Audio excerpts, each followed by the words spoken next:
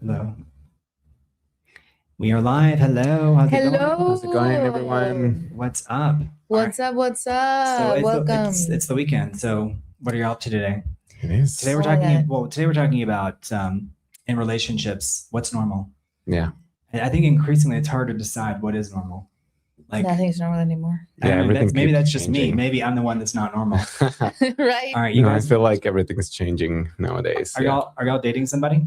No, not right now. Like I was on a date like last week, and I thought it went so well. And then the guy like took forever to text me, and then he was like, "Oh, I'll text you to hang out on the weekend," and then he just didn't. And he even said, "I have a surprise for you." Oh, and the surprise is that he's gonna like not go on a date with me. Wait, he told you? Okay, you were talking about like going on a date with someone, and yeah, we went on one. Okay, and then. Tell me about what was the surprise. And then he took forever to like ask me out again, whatever. He reappeared going like, "Oh my God, let's hang out this weekend. I have a surprise for you." And the weekend passed and he didn't text me at all. Nothing. So the surprise was him ghosting you? After promising a surprise. That was a surprise, yeah. Well, are you surprised? I'm not, sadly. No, it wasn't even a good surprise. Yeah. I like being the Lulu with my dating where I'm like, no, they're so scared because I'm so fabulous. I'm so intimidating. Yeah. So that's what I tell myself all the time. That's just good. Not that's be healthy. Like, that's healthy. Yeah.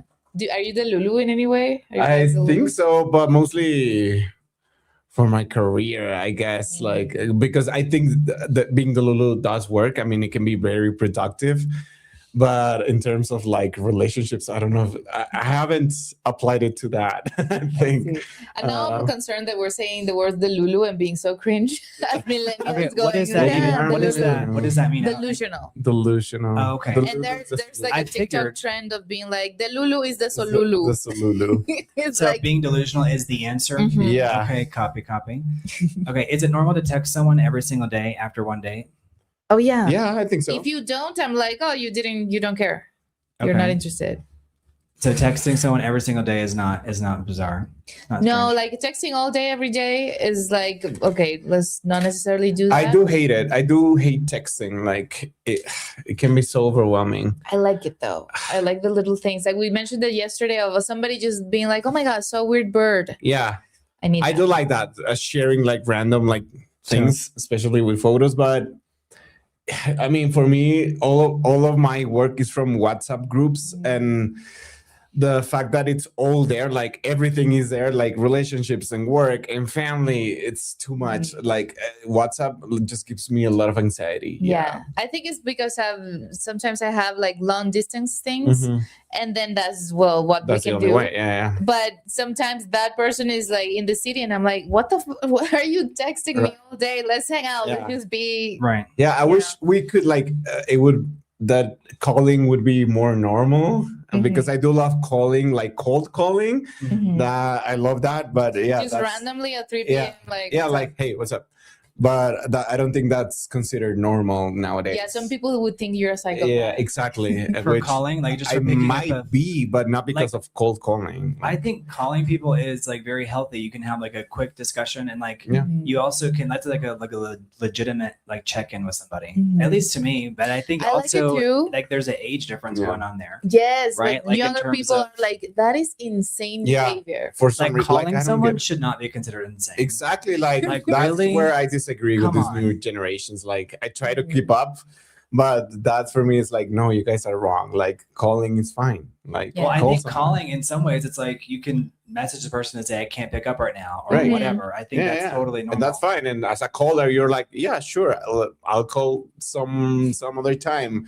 But I do have that boundary with my family. I'm like, don't call me suddenly. Family is different. I think like, oh my God, somebody died. Like that's my brain with family. Yeah. So I do have that boundary with them. So like phone calls are like preserved like the most like important like news. I am always like, text me first. Like, I'm going to call you because of this. Michael. And then call me. Not just call me out of nowhere. Family is different. I do like, I video chat with my family like often because they live in another city. but I always like have to text first, like, hey, this is not an emergency. Like, are you free? I don't know why we're so paranoid, because it's always, oh my gosh. Yeah, with family, especially if they live away, it can always be bad news, which have you had like a relationship, dated somebody, talk about red flags and stuff, that is like so close with their mother or with family in general, like super close? I don't think so. No, but that could be, I don't know. I did date this Mexican guy who was close to his mom and would hang out with her every Sunday. And sometimes I would sleep over, and in the morning it's like, okay, go, I need to hang out with my mom. And I'd be like, what? That's I respect it, but I was like, this is weird. I mean, as a foreigner, like, that's so like such a foreign concept to hang out with your family like every Sunday. It's very Mexican. It is very Mexican, but I haven't had that in a while. But I mean, other people are like, I'll see my family once a year on Christmas, nice. And that's enough. Yeah, that's me. That's me. So we have some prompts. Yes. For like relationship. I'm setting this super chat goal. That's what I was telling you. There's like a million little things that you do once you start. Okay, so is it normal to send a double text when they haven't answered? Like, is that does that freak some people out? Like, to me, I don't mind. I don't mind it at all. I want it. I need it. I think if they're already unhinged, I think someone's crazy, I think I would tell them. But maybe do you not tell someone if they're crazy, because if they're too crazy, then they'll do something crazy? I think it all depends on if you like them or not. Like, if you don't like a person that much, everything is crazy behavior. You're like, ew, so needy, blah, blah, blah. But I've woken up to 43 messages from somebody that I like, and I'm like, this is amazing. It's a rush. This is wonderful. If you but didn't if I like don't them, like them, I'll be 47 messages. Are you insane? That's such radical honesty. I love that, because you're saying it really depends on like if you like the person or not. Like, how honest are we in today's culture about whether we like someone or don't like them? I think less and less. I think it's very normal to like try to keep your options, I think, so you don't like let people down, and you don't want to hurt anybody's feelings. I think so.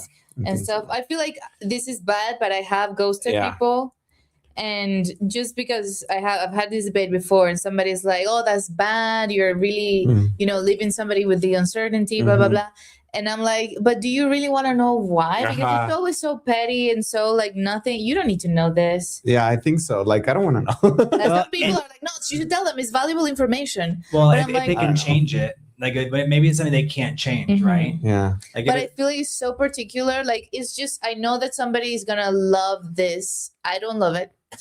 But you're gonna find somebody. Someone's gonna love you. It's not me, but they're out there.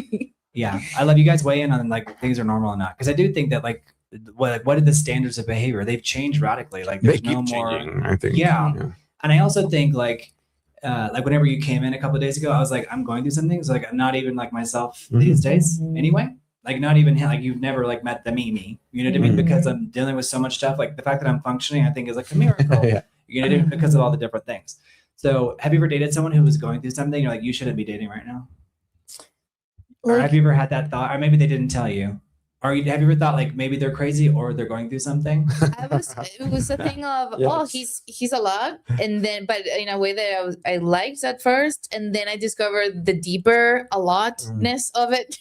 And I was like, oh, you need therapy desperately. But I was already like kind of attached. We were having fun, so it was already a thing of, this person is crazy, but I'm already here. Right, like I just assumed that that's who you are. So how else are you gonna date? I really appreciate that you were like, I'm not myself these days. I'm not even like, but it's I have to continue functioning. But that takes a lot of self-awareness. Yeah, some people might have a date on one of those off days, and they don't dare to be honest. Or like they don't even like know that they are going through something. That's this self-awareness. I can notice it just like with like how I'm moving. I'm like, okay, no, it's really affecting. I have little things that will tell me, like I when I'm anxious, I might not be aware that I am, and suddenly I'm like, oh, I'm making myself bleed by like picking out my fingers and stuff. And like, oh, I'm anxious right now. Wow. That lets me know. So is Avon Screen, is it normal to purposely wait before replying so you don't look too interested? I think that's game playing, but that's me behind the producer desk. You guys tell me what y'all think. Before what? Like, is it normal to purposefully wait, like before replying to somebody? Like, like strategically waiting. I don't typically like that, but I do know that if you immediately respond, it's like it can look desperate, but it's like you just happen to be at your phone. So it's not like most people are like, oh, my phone's on the boat and I'm in, Yeah, people tend to have their phones with them nearly at all times, unless they're in the shower or asleep or, gardening maybe. I don't know. I feel like your phone is like with you all the time these days. For sure. But I do think that it is normal to like take your time to reply, like, because like what you're going to say. Yeah. Maybe you want to think about it or like, you're thinking like having a, how dare you think about it? Yeah. I feel like that if there's a real reason, like I'm thinking about like, it, that's valid. But if I already know what I'm gonna reply and I purposely do it just to look more interesting, I don't do that. I find that so lame. Yeah, I think that's. I feel like I'm cool enough already that I don't need to build this this mysterious coolness. Okay, what's something that you feel like your generation does, like in terms of thank you, Gizmo? He says, if I'm busy, I'm gonna stop everything I'm gonna do just to call somebody. Wow, nice. Because somebody called. Yeah, I think that's good. I think that's also like a generational thing too. Yeah, where it's like a phone, like or also like there's an old expression: a friend in need is a friend indeed. Like, and I think that's true. Like, you kind of know who your friends are based on like when you're not in the best place. Yeah. If everyone runs away, those people are not those are called fair weather friends. Yeah. It's like they're only around when there's good weather. Yeah. You know what I mean? I do think that when somebody's always in a crisis, there's a point where you're like, oh, how are you? Oh yeah, I've taken distance. That's when I have to like disconnect from people. I'm like, there are people in my own, like I should be best friends with them, my family, and I'm like, no, I can't, because being around you like will give me an anxiety attack every day. Yeah. Multiple times a day. Yeah, if it's too much, it's just too much. Like, you want to be a good friend, because there's this culture also of being like, I don't have the headspace for you right now. And it's like, okay, but be a friend though. But an everyday thing, it is too much. Yeah. Right. Some people like live in panic mode. Yeah. And it's like wafting off of them. That's why when you came in, I was like, this is what's going on with me. Yeah. Just FYI, that kind of thing. Yeah, that's hard. This is probably like a no-brainer, but is it normal? Like, I tend to not, but I get it. But like, is it normal to check someone's Instagram before the first date? I think so. I always feel like a creep, but I mean, I think it's normal. I mean, it's there. It's information that's there. But yeah, it can be tricky. Like, if I have access to it, I know what it is, I'll check it. Yeah. If I don't have it, I'm not gonna panic. Yeah. Oh my God, I know. Yeah. Like, I won't. It's not needed, but if I love your panic look. Give me your panic look. Oh my God, I need to check that. Oh my God. That's funny. Yeah, you need to use that. It's like, where people like need to like do a full background check on people. Are people coming? That's creepy. Like their LinkedIn and stuff. Yes. Yeah. What's going on their LinkedIn? Yeah. People tell me information about myself from like 20 years ago, and I'm like, how do you know that? That I forget that it's all out there. It's out there. Yeah. I've dated people that have no I think that's very social media presence. It's very hot. And at the same time, it's like, I need something. I want to talk that makes you feel crazy, but in a hot way. I think like John's got You're do a credit check while you're mysterious. Like, what's going on? Who are you? Is it normal to look through years of old photos before meeting someone? No, I think that's not normal. Years of old photos. I think I feel like that's where the line is. We could be like, oh, okay, this person got a nose job, or this person lost weight, or this person. Do you know what I mean? Like, you kind of see the evolution of. I've done it. Like, I've looked at if I'm looking at clients, I kind of want to know the evolution of, because it kind of gives me an idea where their headspace is at. It's like they're on the journey of like self-improvement. You know what I mean? Because as a talent manager, you want to know who you're dealing with, because you invest so much in the client. Yeah, the more you know, the fire better. you, it's like all of a sudden you have to not care. Yeah. And it's like, dang, like that's a tough thing when you're investing. Like, I worry when I notice that somebody hasn't changed a lot or in any way in years. How are you remaining the same? Maybe I think I'm extreme. I feel like I changed too much, and that can be chaotic. And some people are like, you have no stable sense of what self. would be the red flags like on an Instagram page that you would like? That's a great question. That you would judge. Like, something a contradiction that I notice in men is that they'll be like, I don't want a woman that only wants me for money, and all of their stuff is like Just them in front of a car, them me for like a watch, and I'm like, okay, you are advertising money, but at the same time you're like, no, I don't want that. That I just find it dumb. What else? Like, that makes sense. So the question is, what is a red flag on social media? Well, I think people that you would like judge. Well, I think people who are like maybe like there's like one crisis after the other. Like if they're like really, really big problems, like maybe that's actually completely valid. But also, I think maybe they don't have someone to talk to, so they have to kind of scream into the void. That kind of thing. I'm into that. Are people like post cryptic things? Or like everyone's constantly creating like, scenarios some where people can't get their stuff together. You know what I mean? And you're I like, judge why? that. So I try to kind of figure out where people are like, how much of a victim are they? That's the thing. I can't deal with victims. For sure. I can't deal with it. But that's why if I'm in a situation where I'm being actively victimized, I'm like, it's so hard because I'm like, I can't be the victim. You know? You know, when you're like, and like, have you ever had that? I low-key judge people on my Instagram that like just go there to complain. Like, that's such a turn off. I feel like it's just a sign that it needs to be funny. Yeah, if you're complaining, it needs to be funny. Do a bit about it. Don't just like complain. I feel like this is such a relatable topic because I feel like now, because of technology, it's someone's like thrown a wrench in the machinery of human behavior. Like before, it was like all like you kind of had to judge someone, you know, but now like all this stuff walks into the room before you do, right? Like through social media or what the other person said, inevitable, you know, all these different things. Yeah, but if you're gonna complain on social media, make it like hilarious. Show us that you can like know how to make it entertaining. Do you think that's another thing too? This idea that like there's a level of performativity, because when social media first came out, it was like about connecting with the people you went to school with. You know, like for boomers and for millennials and But then all of a sudden it became like they changed it, so it's like now you're competing for, you know, like for attention. So do you feel like whenever you post stuff, you're having to compete like mentally, like what's my angle for this versus like this is my cat, like, and now is that, you know, is that where the word cringe comes now? Because like you're not like, you don't know how to make it entertaining, you don't know how to make it like a real show.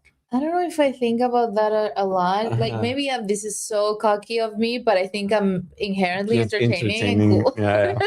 So I don't think, I have to make it so interesting. Sometimes I will just post a picture of a cat and that's enough. Yeah, I don't. Do you have to like comment it on? It's like, you know, it's like caption this photo.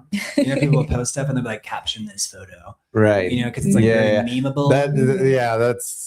That's very millennial, like meme culture, like early meme culture. But it really is. Yeah. I try not to think about it. Same, like I try to have the most relaxed experience on Instagram because like I use it mostly for work and like I try to like at least make it fun for me. So yeah, if I post, I try to make myself laugh and that's it. But I do think that there's a general idea that you have to compete for likes and like I think I love Instagram stories because they feel like they're not high stakes, but I do get insecure when I post something on the feed and it gets like 3 likes. I will archive that post because I don't it's you don't want the failures. You don't want the flops on your page. Which I mean, for me a success is I have 100 likes. That's success, and that's a flop for a lot of people. No, imagine like 100 person in a room like going that's funny. Like that's creepy. Somebody actually following you around the city or whatever. Right. But that's a lot of people like in a room. So I always think about that too. It's like people like, this didn't perform. I'm like, but put all those people in front of you and you have like that's a whole real show. That's a crowd. I think about I've been it to comedy recently. shows where there are 5 people in the audience, you know. Sorry, what? I've been to comedy shows where there are like 5 or 7 people in the audience because it's like I always treat it like they're still workshopping their set, you know. Whereas other people will be like, that's so sad. I'm like, no, I mean that's how comedy works sometimes. That if somebody's embarrassed by that, it's like, you don't love the work. You want the results, but you don't actually work. That is the work, to have a bad show with your comedy friend, bombing, and then going to have a beer with them and all of them being like, damn, today sucked. That is stand-up comedy. Right. And we gotta love it. And if you really love it, you love that part too. I think knowing like who your audience is too. I feel like you can find your audience here versus like, let's say you're doing it in English in Mexico City. I like this show. I was like, oh my gosh, the jokes that were bombing were the best jokes. I'm like, and I mean, I know that comedy world, like I know, like, you know, but I'm like, they were like, okay, I have to scratch that one. I'm like, don't, you know. No, work it out. Yeah, I'm like, all right, it's actually good. It's just like I'm the only person that gets it. You know what I mean? So it's kind of like knowing your audience is the key. Yeah. Yeah, and also like trusting the joke, because sometimes I'm like, this joke is good. Like it's tricky to think about because you want to please them, but I don't know, this is not the subject of today, but I feel like it's good to nerd out about comedy. About comedy. Yeah, I'm going through that too. I'm rehearsing this play. I had rehearsal this morning, and the director is playing like a version of himself, and I'm coming in as that character. And so he's directing me based on his performance, and we clash a lot because I'm bringing my own thing to the table. Like I have a version of this character, so what he thinks is funny or how he plays like some jokes, like for me they don't land. So we've been clashing a lot about that. But yeah, it's tricky, but I could nerd out. People love to give advice that applies for only them. And it's like, that's just for you. Like my thing is another thing. Like, I'm bringing something else. That's true. We all live in drastically different realities of like what we do. Is it normal to ask mutual friends about some before going out with them? Like, would you feel odd asking somebody? I don't do it, but I don't see anything wrong with it. Like if it doesn't turn into a weird gossip session, if it's just like, oh yeah, he's the coolest, or he's a little weird, but you've tested for yourself. Yeah, take it in. If it's just kind of that quick comment, I think it's totally normal. But it would be creepy to know that somebody talked about you for 3 hours. Right. Also, I'd rather decide for myself. I don't trust it when somebody is like, I don't do it. You should hate her. You don't even know her, but you should hate her because I had this and this. And it's like, no, decide for yourself. Yeah, I'm that way too. I think two people can like dramatically not get along, but then it's like, but I can get along with them. You know, so if unless someone's like just inherently like straight up crazy, like I feel like menace to society. I will avoid somebody if I know that, oh my god, this person has beef with everybody. Okay, absolutely. All right, is it normal to talk to multiple people at the same time before you're exclusive? Like be dating multiple people? I hope it is because I'm doing that. That's modern society for you. Yes. Yeah. All right, so if you guys are just not joining us, we're talking about relationships. So, and also, like, is it normal? Is it normal? Is it not normal? I think it's all what is normalness? What's the word? Normality. It's all relative these days. Yeah. All right, so are y'all dating multiple people right now? No dating, but I can be talking to multiple people, just kind of casually talking. I wish I had the energy to like talk to multiple people, but Is that, but I think it is normal to keep track of each individual conversation and be like, where am I with this person? Yeah. Right? Like, what have I told this person? Yeah. Where we at? Yeah. I feel like it's almost like lying because it'd be like it's too hard to keep track of all the different relationships. It is hard. I think so. Yeah, I don't have anything serious going on right now. I have a few people that I know I can chat if I'm a little in the mood. But yeah, it's just like casual stuff. Like you have a weird virtual roster. Yeah. Or somebody that you can call when I feel like doing something. It's funny. I just run into like coming to here like on Wednesday, on Monday, I think. I ran into someone who I like went to a couple of dates with, and she moved to another city. And so she was says, like, I'm kidding. She was visiting, and I was like, oh, so that like, no, but yeah. But did it cross her mind that she didn't actually move to that city? But I guess you can always check people's social media. And no, yeah. Well, hers, according to her social media, she moved to another city. But yeah, she was visiting, and I was like, oh, it would be nice to like maybe go on another date because I didn't know like she would be like visiting regularly, and I was like, oh, maybe I could explore that again. But where you physically are like dictates so much of your life. Like it's so crazy. Sure. So I try to create my own reality, but it's like where you are dictates so much of it. You just can't help it. What is the biggest problem with dating today? If you guys are just not scrolling into the stream, you guys were talking about what's normal, what's not normal, relationships, all that good stuff. I feel like everything is about our relationships because they always say like, in the end, all you have is your relationships. Have you ever heard that expression? Yeah, I've heard that like the quality of your life is the quality of your relationships. Like Esther Perel, she's amazing. And I think that's true. Like in the end, if we all focus too much on work, what is even that for? I feel like a lot of men, and this is my take on men. Yeah. Like a lot of men are so hyper ambitious because they just want to get like girls or somebody to admire them and love them so much. Like that's the need behind the need. I'm sure they also want to change the world and have a purpose. Yeah. But I feel like we all I'm sure that want men to be have loved. minds and all that stuff too, but that's so funny because it's like I feel like the way we talk about the other gender is so funny. Do you feel like what's the thing? Because I hear men say that women have really high expectations. That's a thing. I'm not sure if that's true. Like from what I've seen, I see it like the bar is on the floor. But that's a thing. Like I think it's I don't know if it's a patriarchy or who sold us that idea that men bought it a long time ago. I mean, because I want to say that's a thing in the idea that the man has to be the provider, that thing, or what part? Yeah, that you have to like be the only provider, and like you have to be super successful, and like that's what women want, and that's what they look for. I think that's you're touching on like a really big topic here because we had David on. David, if you're watching, leave a comment. And David, he does comedy, he does dubbing, and he was talking. I mean, he has some really valid, I think, opinions that are like very like truthful about like how he's seen that women have really, really high expectations to the point where it's like it's nearly impossible to meet them, and men, it's like made men maybe even more shallow as well. Have you heard of that debate? Yeah, I mean, I watched the Louis Theroux documentary. We were talking about it last night about the manosphere, and I have many conversations with men in my life, and there is this idea, and they even have a graph for it, of men date women on their level, and women only want to date the top 20%. That's what they say, and I'm like, okay, yeah, we would like to have like a super cool prince that is rich and whatever. But in reality, we are dating people who are also like just like us, like chilling. And what I actually see in the girlfriends that I have and their relationships, this guy sucks.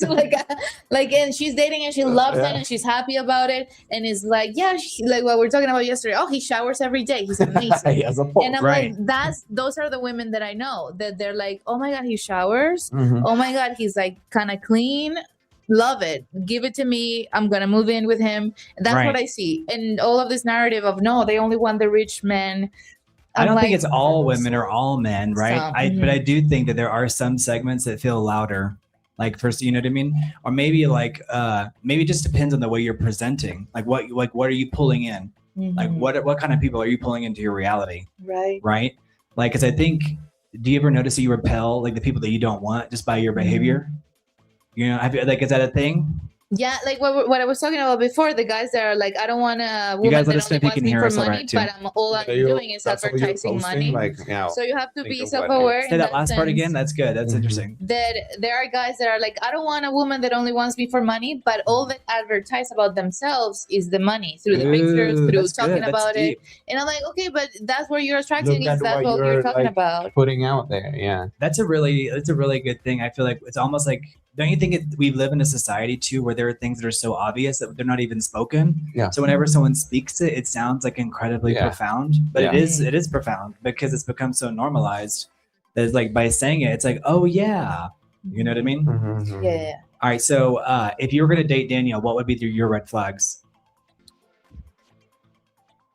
Sai. So we have Daniel and Sai here. So Sai is on the right and Daniel's on the left. So like, what would be your red flags for him? Does he have any red flags, or you're like he's totally dating material? I think you're dating material for sure. Like simply red flag. Maybe because of your job, it can be like we don't know where you are at any given time because your schedule is kind of crazy. And I know that some women find that so frustrating that, it's not going to be reliable that I'm going to see him every Thursday night. Yep. Like we need to be somewhere on the corporate ladder. Yeah. I feel like in some ways that corporate ladder is disappearing. Like I think so. Like the way it used to be, like climbing that corporate ladder. Yeah. Like, going up, and then part of the reason why you date this person because they have that ambition and they're going to rise in that corporation. But it's like, I was replaced by a bot. It's like, okay. It's like more and more normal. It feels like. Okay, what would be? Because sometimes I think a red flag for you is like you're not attracted to someone, but it's not necessarily a red flag. It's just that like just you're not.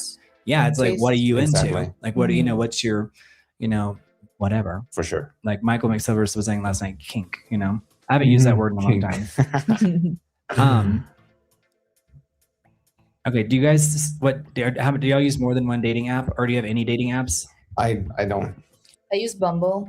No. And I've tried others. I love how she was like, yeah, because I feel like the dating apps. Tell me, because I haven't been on them in a long time. So Bumble is the one that I've used consistently for years. Okay. But I recently opened dating, Hinge, guys. And I didn't find it interesting. I don't know why. It was just like there's nothing here. And this is kind of oversharing, but there's one called Field and that is focused on like alternative, different. I've heard this. Like you can say the specific thing you want, in terms of like relationship format. If you want non-monogamy, polyamory, I think that works. Or even like certain kinks and stuff. I've had friends that have had a lot of success in there, because I think that the specificity, like, it helps. Yeah, it helps, and it like cuts down, like, it's more efficient. I think. It's just a quick filter. I like it because I'm open-minded, but I don't use it a lot because I'm kind of vanilla. I don't need anything super specific, and it's just like, I feel like I'm gonna meet open-minded people here, and also people that I'm not, because I don't want somebody with like a super specific kink that I'm not gonna be into. So it's also good to know that. Because on Bumble you're in there and then you match, and because there's nothing like that on the profile, like on Field you will see the kinks that they have. On Bumble you won't. Like specific, you match specific taste, very like specific, like really? I want threesomes with a man and a woman, with two men, to like that level of specificity. I guess that makes sense. I guess it's kind of like a filter. I think Do you ever, I mean, does dating, I guess if you're dating, does it still feel scary, or is it just it's not scary for me? It just can be kind of boring when it's the same thing every time, or like, this is it can feel like a chore, like, I have to get to know this person again, so start over and like go through all that, like can be a lot of work. It can feel like a job, like a part-time job. Here's something that existed before social media, is like, at what point do you stop? Like, do you like when you break up with someone, do you stop following that person? Like, do you unfollow your ex? I think that's probably like a real debate. People how you mute them. At least mute, because muting is a good option. But if it's ended badly, unfollow for of sure. Course, block them. Block, unfollow, reports. Like my first major relationship, like the social media was just emerging, and I remember how painful it was to see like that. I was like, like that. Now I understand. Like there's like a whole, that was like the first wave of that, having to like not unfollow, to be like, he's on at a party, or like immediately like in another relationship, things like that. Because I feel like social media can make people just immediately feel disposable. Maybe. Do y'all feel that way? I feel like more than social media, just dating apps too, like to make you feel like you have a million options. And in reality, you're going to connect with like 2 or 3 people in your life. That is so deep. Say that again. Like it creates an illusion. Hey, Mark, an illusion of options, infinite options. And you're really going to connect with like deeply with like 2 or 3 people in your life. Lifetime. It's not that I don't like that scarcity mindset, but it's honestly true. Like I've dated so many people, and most of them are really cool and attractive and successful and have a great personality, but I just don't click that much. I'm like, you're actually perfect, but I'm not in love. I don't know what it is. Well, sometimes they're perfect, but it's like you're in the friend zone, but that's a good thing, because maybe the friend stays. Right? You're like, for sure. I've made many friends. I was going to say, I think they've become like a great life tool to make friends. Actually, this is funny because Mexico City is such a, cosmopolitan city, people from everywhere. So I've dated people from all over. And when I travel, a lot of times I stay at the apartment of a guy that I met here, and it's like there's nothing dramatic about it. It's like, we had a great time. We're not in love, but you're attractive, I'm attractive. So whenever you're in here in this city or this city, we can hang, and you can stay over and free hotel every day at an expensive city. That's amazing. That's a great tool. Well, is it normal if you're in a relationship to ask your partner to unfollow their ex? Like if you find out that they follow them? Because maybe it's like a very particular. You guys, let me know if you can hear music, by the way, because I can't hear it in my headphones. Yeah, but there's some people. Some people will be like, no, let me be. Like, I'll do whatever. It can be very tricky. Like I have a friend that is struggling with that. Like she's taking it to therapy because she feels like crazy almost that she like gets so affected by the fact that he still follows his ex. Boyfriend still has like a texting relationship, and that's very tricky. Okay, what's your is this different? I think it's not like an everyday thing, but it's regular because they do share like a pet that they used to have, like a cat, and like having a child. It's like having like custody, like shared custody. Maybe that's inherently like toxic, like the idea. You guys let me hear if you can hear music. Let me know if you can hear any background music and if it's too loud. Like, is it toxic for your partner to text their ex? I don't think necessarily. Go on. On the surface, I would say no. Yeah. But maybe it depends. Maybe if they work together. Is thrown a lot. I would call it toxic. I would be like, it depends. Really, it depends on the person. Like some people might be like, this really bothers me. I'm not comfortable with it. And someone else is like, I mean, it can be very tricky. You said your friends find it like, I wouldn't like it. Yeah. If they're texting a lot, Sultan, of course, constantly, I would be like, why are you doing that? Yeah. And even if there's a reason, like I feel like it's valid to be like, I do kind of want you to stop. But this is the reality of I know that it would make me feel uncomfortable, but I don't see, like, I wish I was the kind of person that was like, this is cool, right? Yeah. Because also a thing right now that is happening is that a lot of people are playing around with ideas of non-monogamy, polyamory, whatever, because in the ideal self, they would be okay with it, but their real inner self is not. And for sure. I think it's good for us to all have different opinions, but for me, like being in a polyamorous relationship or an open relationship is not really a relationship because it just feels like it's inherently going to drift in one direction or another, right? I've seen people that, and I've talked about it here, that the core two people in the relationship, like have people open it up and have more people join, and then those it people just sounds leave. Laughable to me. I guess it's just my age, but it's like I think about someone who's in their 80s hearing that. They're like, get out of here, get out. Like that that happens in a lot of like hospices, like people just like what? Like old people's homes, like homes, like old people homes, like they're polyamorous. Yeah, you're kidding. Is that a thing? They just are having relationships with anyone and everyone. But my God, that's hilarious. That's a good premise for a series, right? Yeah, it's called The Home. I did have like I was working in a TV show that it was kind of like that was kind of the premise. Swingers hospice, I love it. Yeah, it was called Paradise Home. But and I think what we were talking about, like maintaining like a relationship with your ex, I think it's a sign of the modern times because the apps and like texting makes it so easy to just keep it going when it's like theoretically over, like maybe when it's over that you don't necessarily delete their contact. So I think we just don't want to be the bad guy in someone else's story, so we don't like full on like cut contact because of that. And we're dealing with the consequences of that, because I don't think it's necessarily bad to tell your partner like, no, it makes me uncomfortable. But again, you don't want to be the bad guy, so you don't full on say it. But everything like just gets dragged on in a weird. I think that's real. way. Like what you're describing is real. The fact that like the relationship gets dragged out longer than it should be, and then maybe that's unhealthy. And I think maybe the word toxic is thrown around too much. But I think it's just a way to say like, not healthy. Yeah. And that's not what we're trying that we're getting at. It's like, if something is toxic, it's just not healthy. Is a little jealousy in a relationship healthy?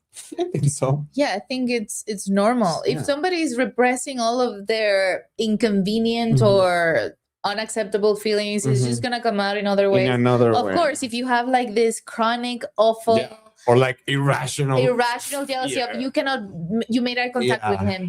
That's work on that, that's please. Unhealthy. But a little bit, I think it's normal. So. We have to accept. And I think you should talk about it. That the little amounts you keep the conversation going. Like, I felt this and that helps it not to like creep out in a unhealthy. Yeah, because way. That has happened to me. Yeah. Like I was like, no, I'm not jealous at all. I'm so open. I'm blah blah blah. So evolved. And then I was at a wedding with my ex, and he was just talking to this girl, and he just kind of took a while to come back from the bathroom, and he was talking to her, and I went kind of insane, and we had a fight at the wedding. It was this fancy wedding. We had a fight there, and the next morning I woke up. The first thing I was like, oh my God, I'm so sorry I did that. That was so crazy of me. And I have a funny thing that my mom knows, because my mom and my dad fought a lot when I was a kid.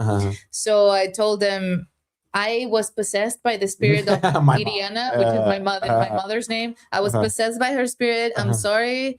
And I shouldn't have done that. And it's good to have those moments of, that was weird. I reacted in a weird way. I'm gonna just to admit it, I think goes a long way. But it's better to like have the feelings of jealousy and talk about it than like pretend repress it. No, I'm not jealous. Or double down and be like, no, it's you did wrong because I had this feeling.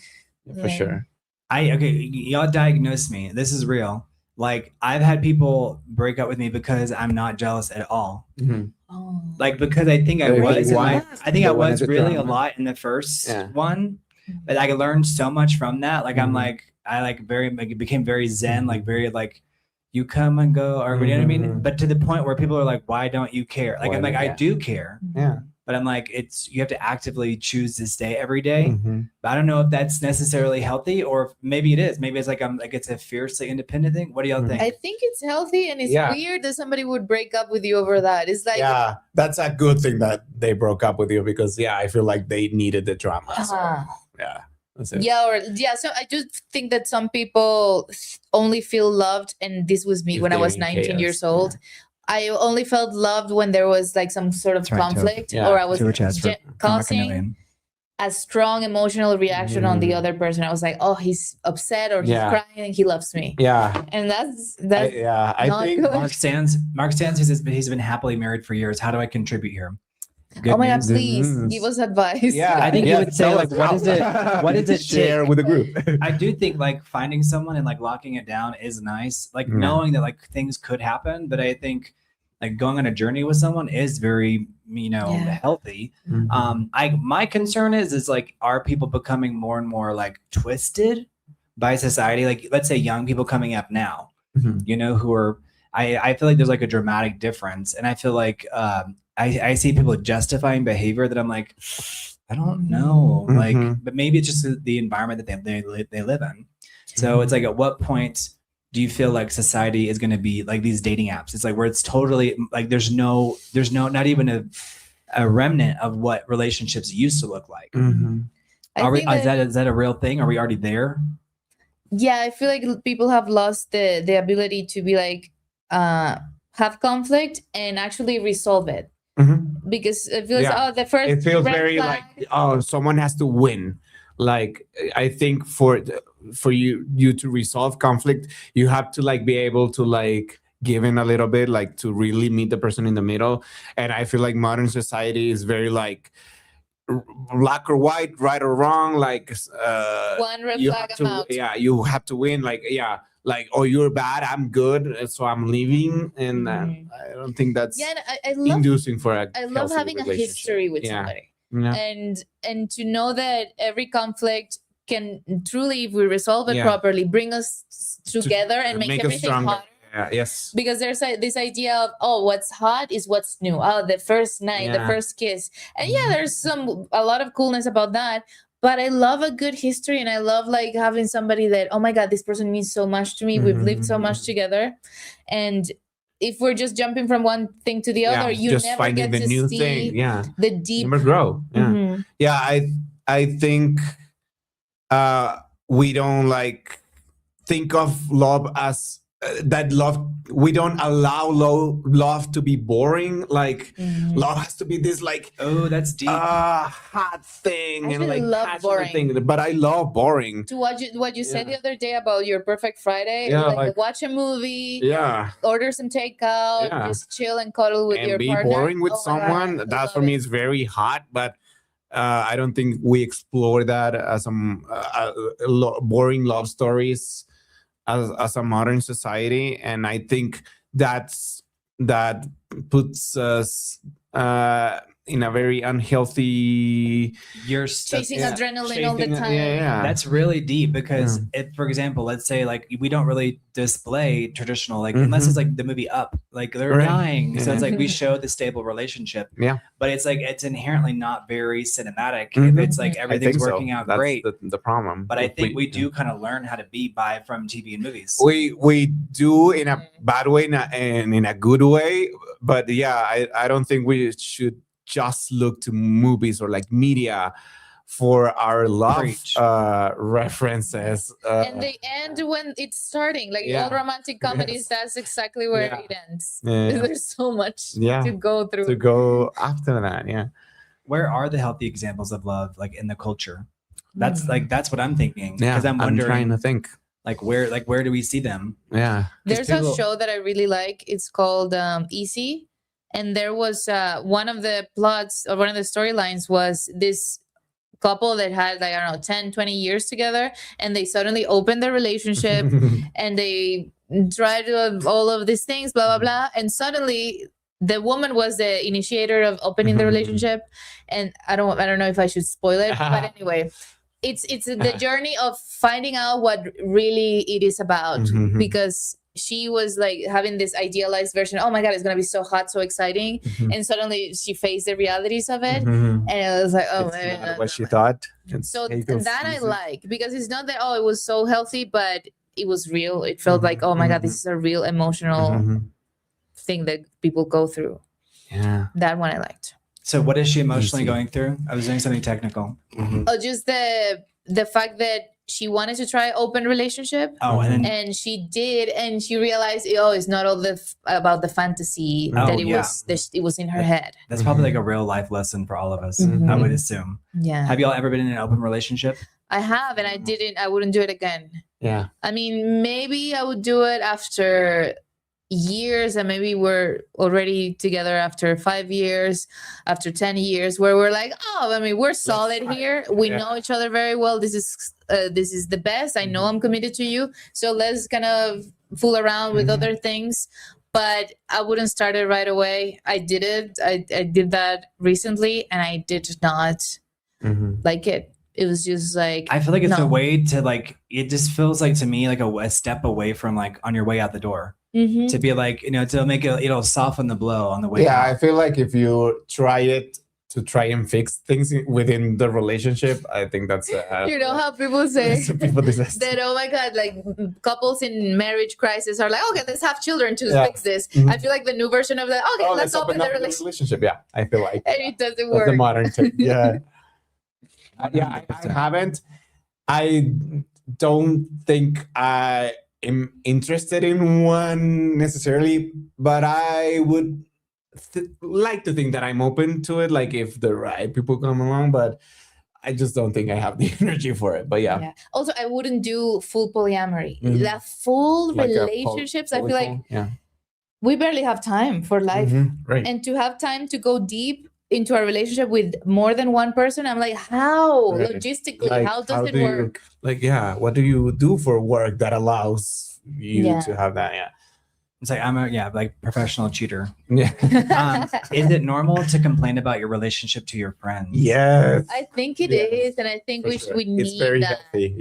We need that. If we're not allowed to do that with anybody, I think gossip is the glue of society. Yeah. Yeah. Is there a point where it becomes detrimental? I do think that there's a point where it's like, people are like, why are you with that person still? Yeah. Because Right? maybe you're only saying the negative things. I've done that. Yeah, there's a version of it where like you hear the person complain about it all the time, every week, and I'm like, well, why? Yeah. Why isn't you're not doing anything about it other than this? Yeah.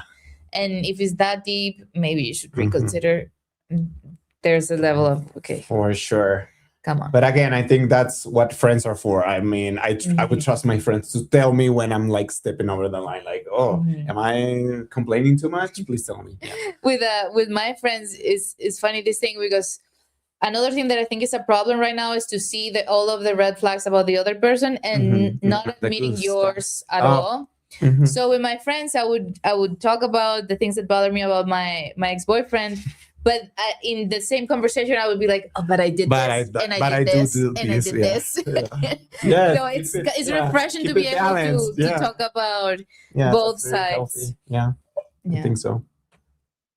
Do you ever go to your friends? Like, do we feel like we go to our friends to talk about the negative things, but we don't go to our friends to like talk about all the good things? I guess it's hard to also be like, he's so stable, and be like, yeah, like it's like, it feels like a non-event.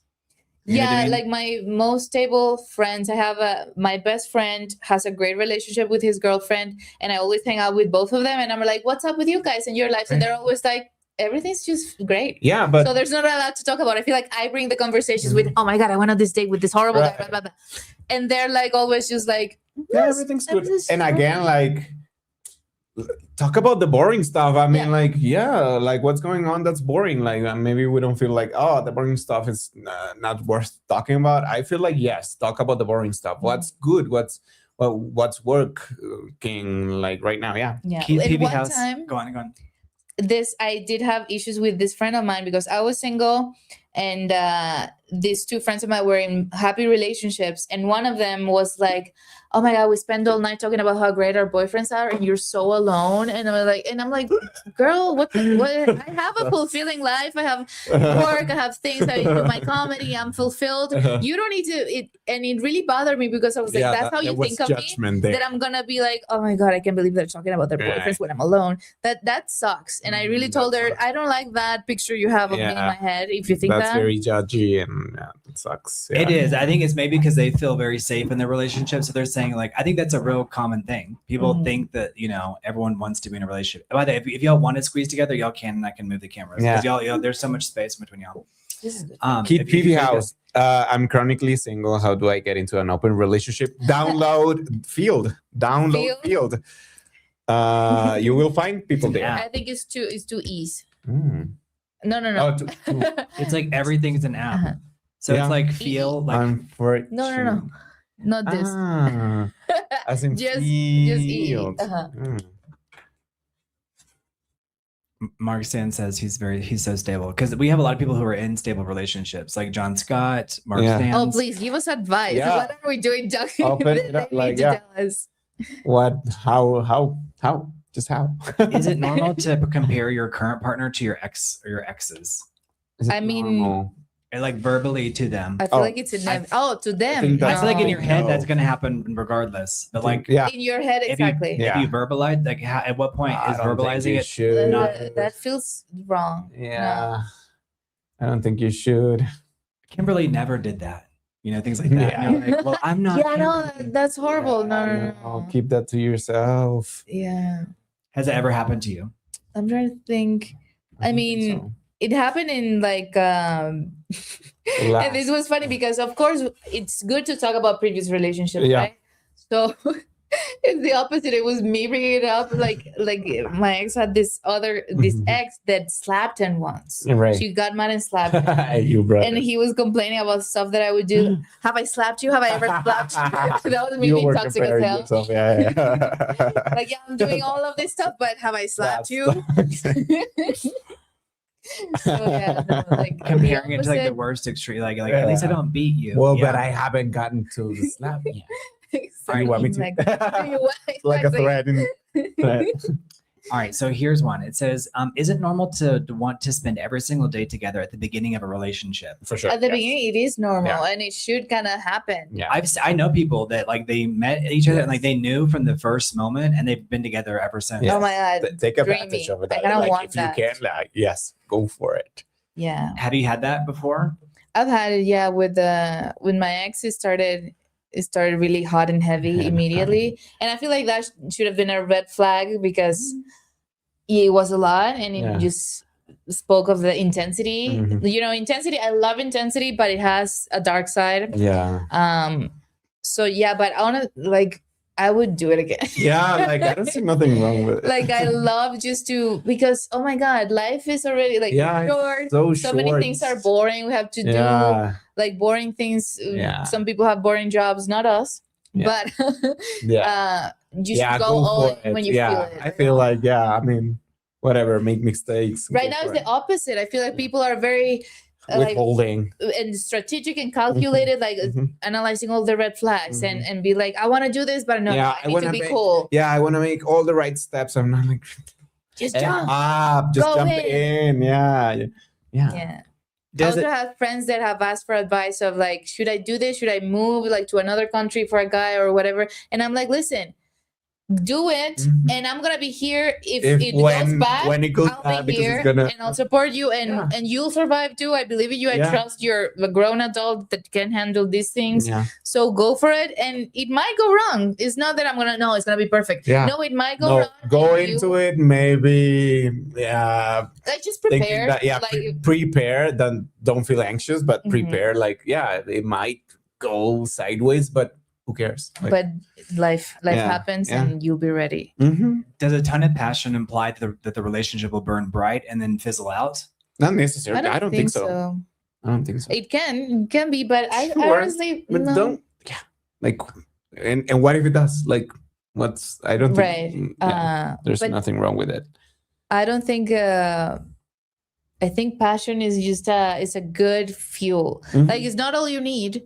But some people are like, oh, don't trust the chemistry or the fireworks. Look for somebody stable. And I'm like, no, okay, like yes, look for somebody that has the qualities you want, but at the same time, you need the fuel. You need the fuel of passion and chemistry. When you have it, like go for it. I would say. Also because tough things are going to happen. Conflict is exactly. going to happen. Whether there's passion or not. And if you don't find that person hot as hell, how are you gonna deal with the real stuff that need to be solved? Sure. You need the fuel. Yeah.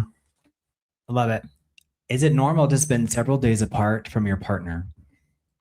Several or how many? In modern society, I would say like maybe like yes. But like with what regularity? Not ideal. For example, I recently had to go to another country and I was gone for like 3 weeks. That it can feel like an eternity. Yeah. Right? If you really love the other person, it feels like so long. But then people are like, oh, thank God. Or people like, I think if you have children, maybe you can, have like weekend getaway. But what do y'all think about that? Yeah, I think it's more and more normal. Thank you for being here, Keith PB House, by the way. Society. Yeah, you guys, Keith PB House. This is just so y'all know, he's like he's a regular. So he's kept the lights on several showing up. Yes. But could you be in a relationship with a guy that has to travel like every month and he's gone like 1 week out of every month? 1 week out of every month, I think I could handle. Yeah. What about Daniel? A woman who's 1 week out of every single month? For sure. Yeah. I mean, you have 3 weeks out of 4. Yeah. I guess it's better than none, right? Exactly. Maybe, like if it's like 3 weeks out of every month, I'd be like, and like nothing is forever. I mean, I'm sure it's like the job will change, right. The situation. Is it normal for couples to sleep in separate bedrooms sometimes? I actually find that like goals, not because I wouldn't even want to do it, but I would love to just have the option. I think it could be cool. Definitely to have like a space to unwind, like a neutral, like a space. Switzerland.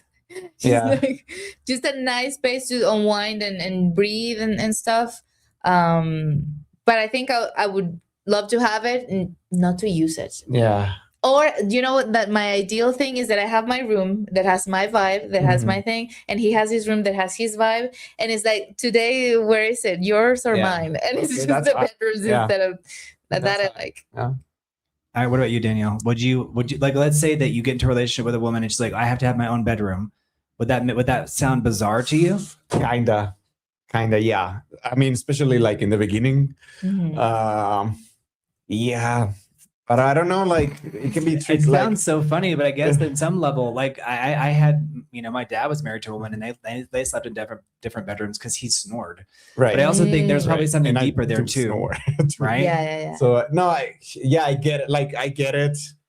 Having the option, I mean, right, because I feel like is ideal. If the person is actually all the time wanting to sleep in the other, I would be like, what's wrong? You know, yeah, exactly.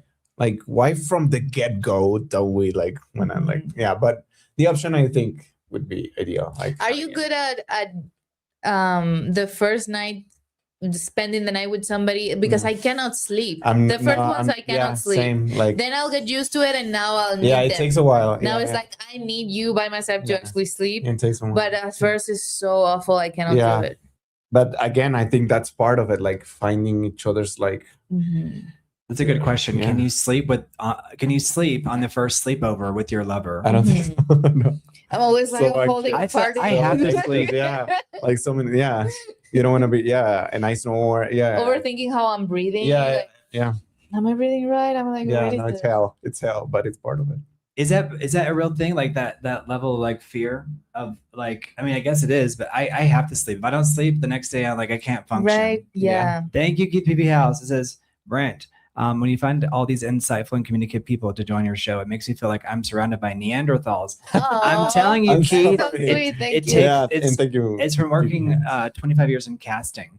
You find people, right? You find the people like special, like the jewels. You develop a good eye. I was just having this conversation with my husband. I was like, I feel like you can find, like, you guys are amazing. Yay. To be clear, like y'all are so amazing. Is it normal to go on vacation separately? Like that would be like, well, for me, just from behind the producer's desk, I'd be like, oh, I mean, not always. Yeah, exactly. Like, is it like always a friend vacation that maybe you go by yourself? With a group of with your group of friends or with your family from time to time, but not all the time. Not every vacation. Yeah, you want to. I think it's like if you have a girls' trip or a guys' trip, that's one thing. But if someone's just like solo vacationing, I feel like that's suspicious. That's tricky for me because I do love a solo vacation, but I feel like when I meet my person, I'm gonna be like, I want to just do everything. Like, let's go. I've done it enough. Like, if somebody has never done it, if a woman especially has never traveled alone, everybody. Yeah. If nobody has ever done a solo trip, I feel like it's a thing that every human needs to do. I agree. But then after you've done it a few times, and I've done it several times, it's like, okay, that's enough. Like, now I want to share stuff with my loved ones. I don't need any more solo trips. Is it normal to have hobbies that your partner has absolutely no involvement in? For sure. Yes. And it's actually, I feel like it's very necessary. Healthy, yes. For sure. Yeah. Like what? Like yoga or like anything?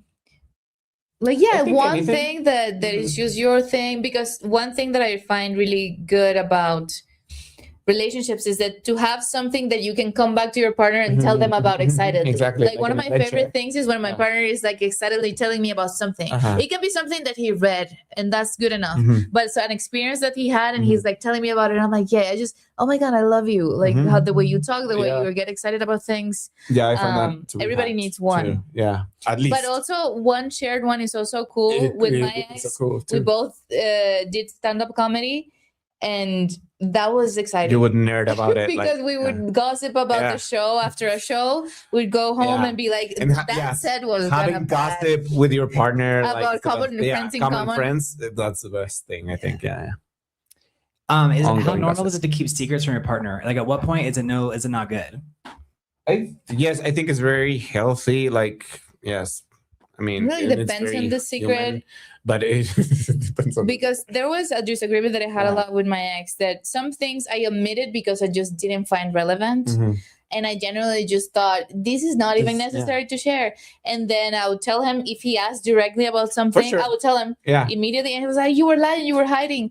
And I'm like, Sure. I don't know. Like, okay, I guess I'm getting to know you, and I get to know the things that are important to you, and it's very important to you for me to be so transparent. So I won't do that again.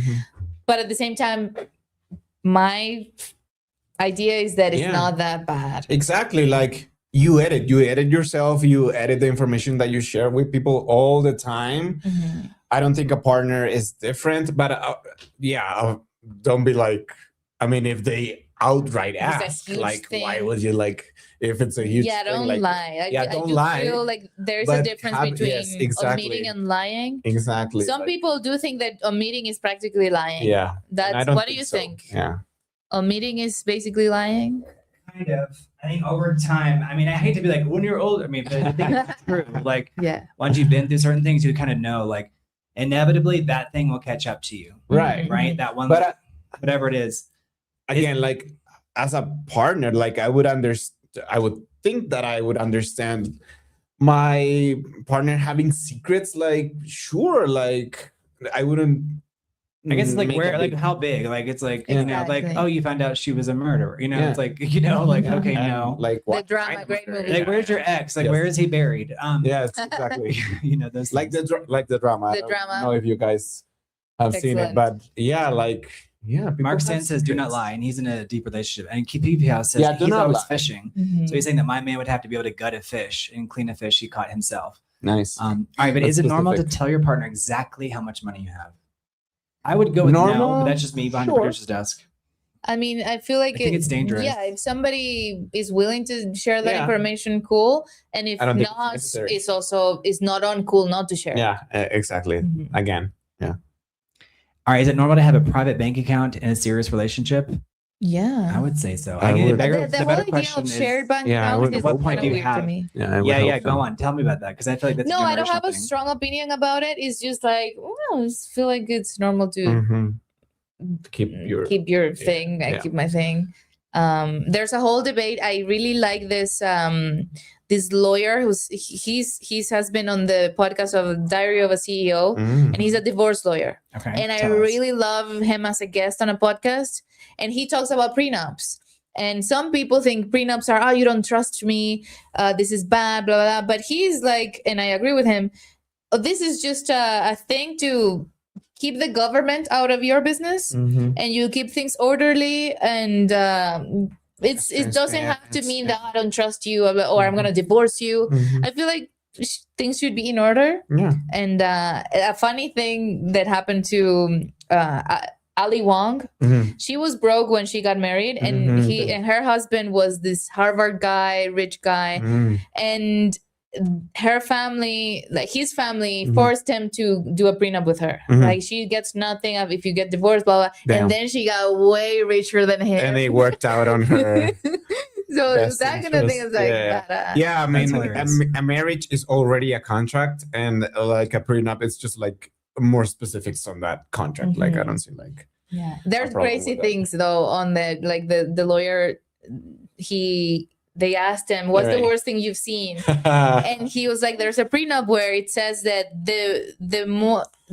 it was like an amount of kilos, like weight that she gains, then she gets less money the more weight she gains. And that's crazy. That's crazy. That's wild. Yeah, definitely. That's something that you have to agree upon. So damn, I'm legally it's a negotiation. controlled. So, well, that's harsh. All right, so you have an app that you've developed. Is it working? Use your phone on? Oh yeah. So you have an app where you come up with dilemmas. Yeah. So before we go to that, I have a question. For me, I feel like raising your voice, it kind of is too triggering because I've been screamed at so many times. But is it normal to raise your voice in an argument, like with your partner? Like, is there a point where it's like normal to become heated? Yes, but be ready to apologize. Like, I mean, for sure, we're human. If it's a pattern, it's bad. It's like, or if the person doesn't see how that's damaging. But it can happen in a moment where you raise your voice. But definitely just raise your voice, like screaming, yelling. I do think that's really bad. And it needs to be a big apology. Be ready to apologize because Yeah, it is very triggering, and it's not ideal. Yeah, but it's gonna happen more often than not. It happens sometimes. Have y'all ever worked for a screamer? I have. It's horrible. Oh no, worked no. Well, I've had a screamer boyfriend. Yeah, and it was too much. Tell me about the screaming. No, yeah, like his thing was like, well, I'm emotional right now, and you should understand that I'm feeling this way, and I was like, oh, you need this. It just doesn't feel safe. I understand that you can feel all the things you feel. I'm not telling you not to feel them. Yeah. But the yelling, it's so much. It's very triggering. Yeah. It's not good. What are your triggers like in a relationship? Like, what are your triggers? That just the yelling, raising the voice.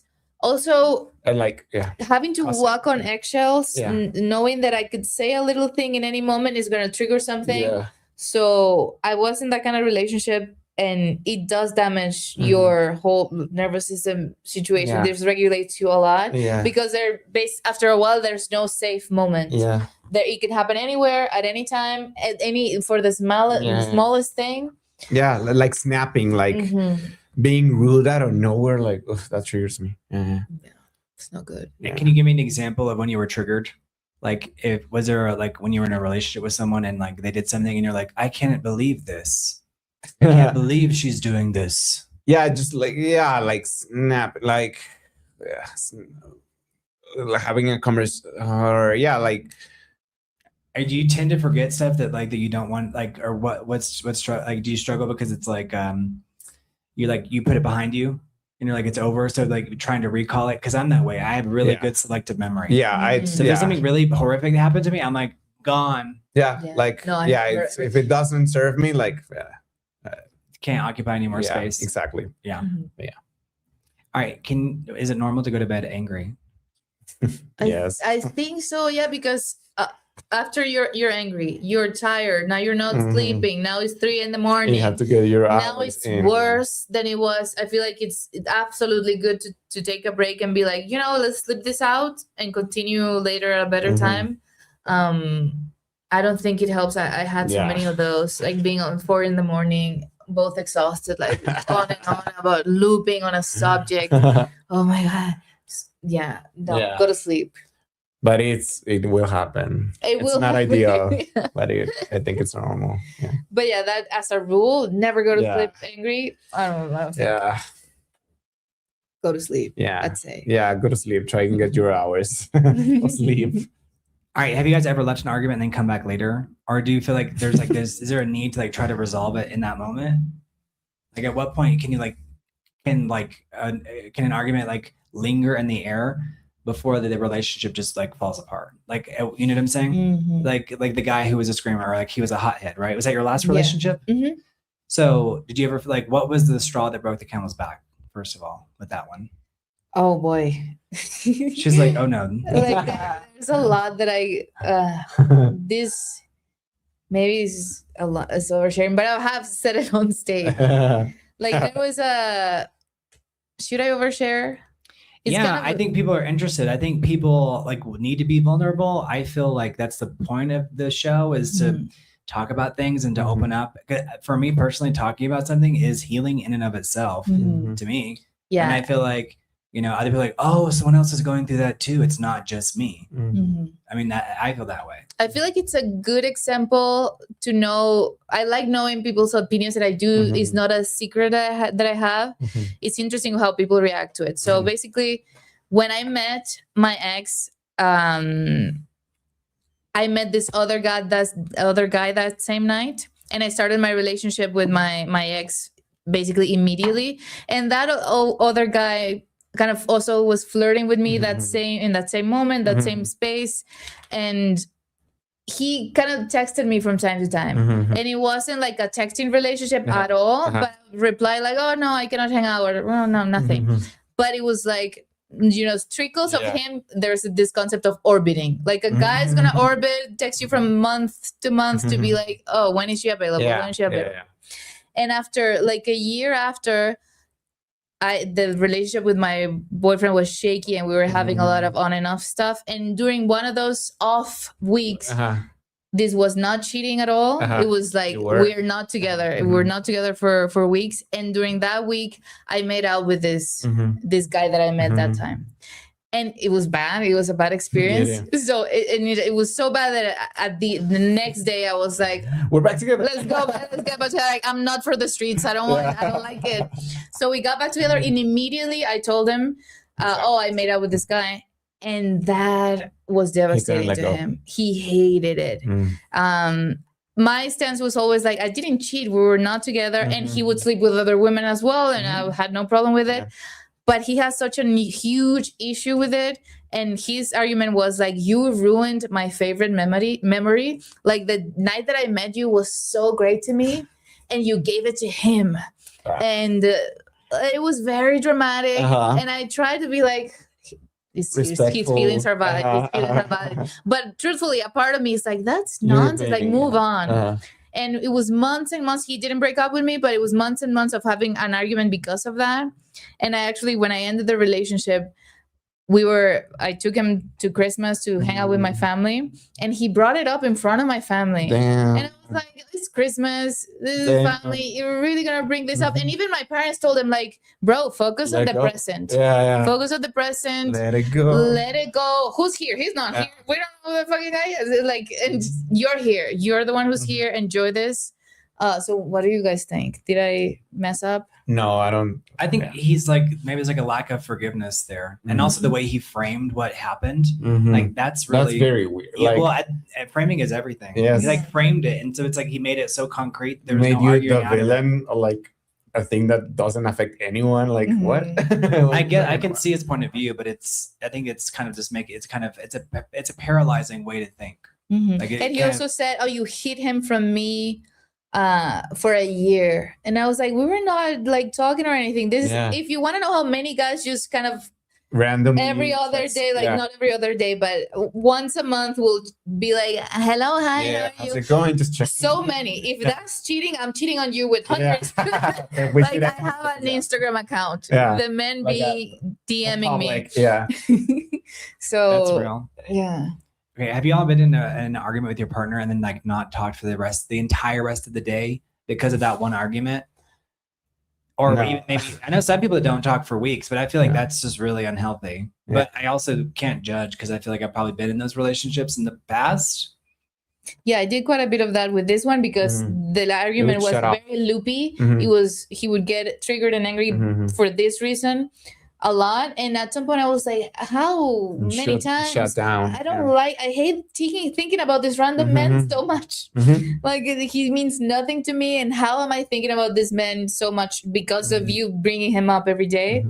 So I would leave. I would be like, you know what? I cannot do this again. So go back to my apartment and just, let's not do this for the 100th time. Yeah, I mean, it's not ideal, I think, but I think it's normal. I think sometimes you need it. You need some space, right? Yeah. Too many days is like probably not. Yeah.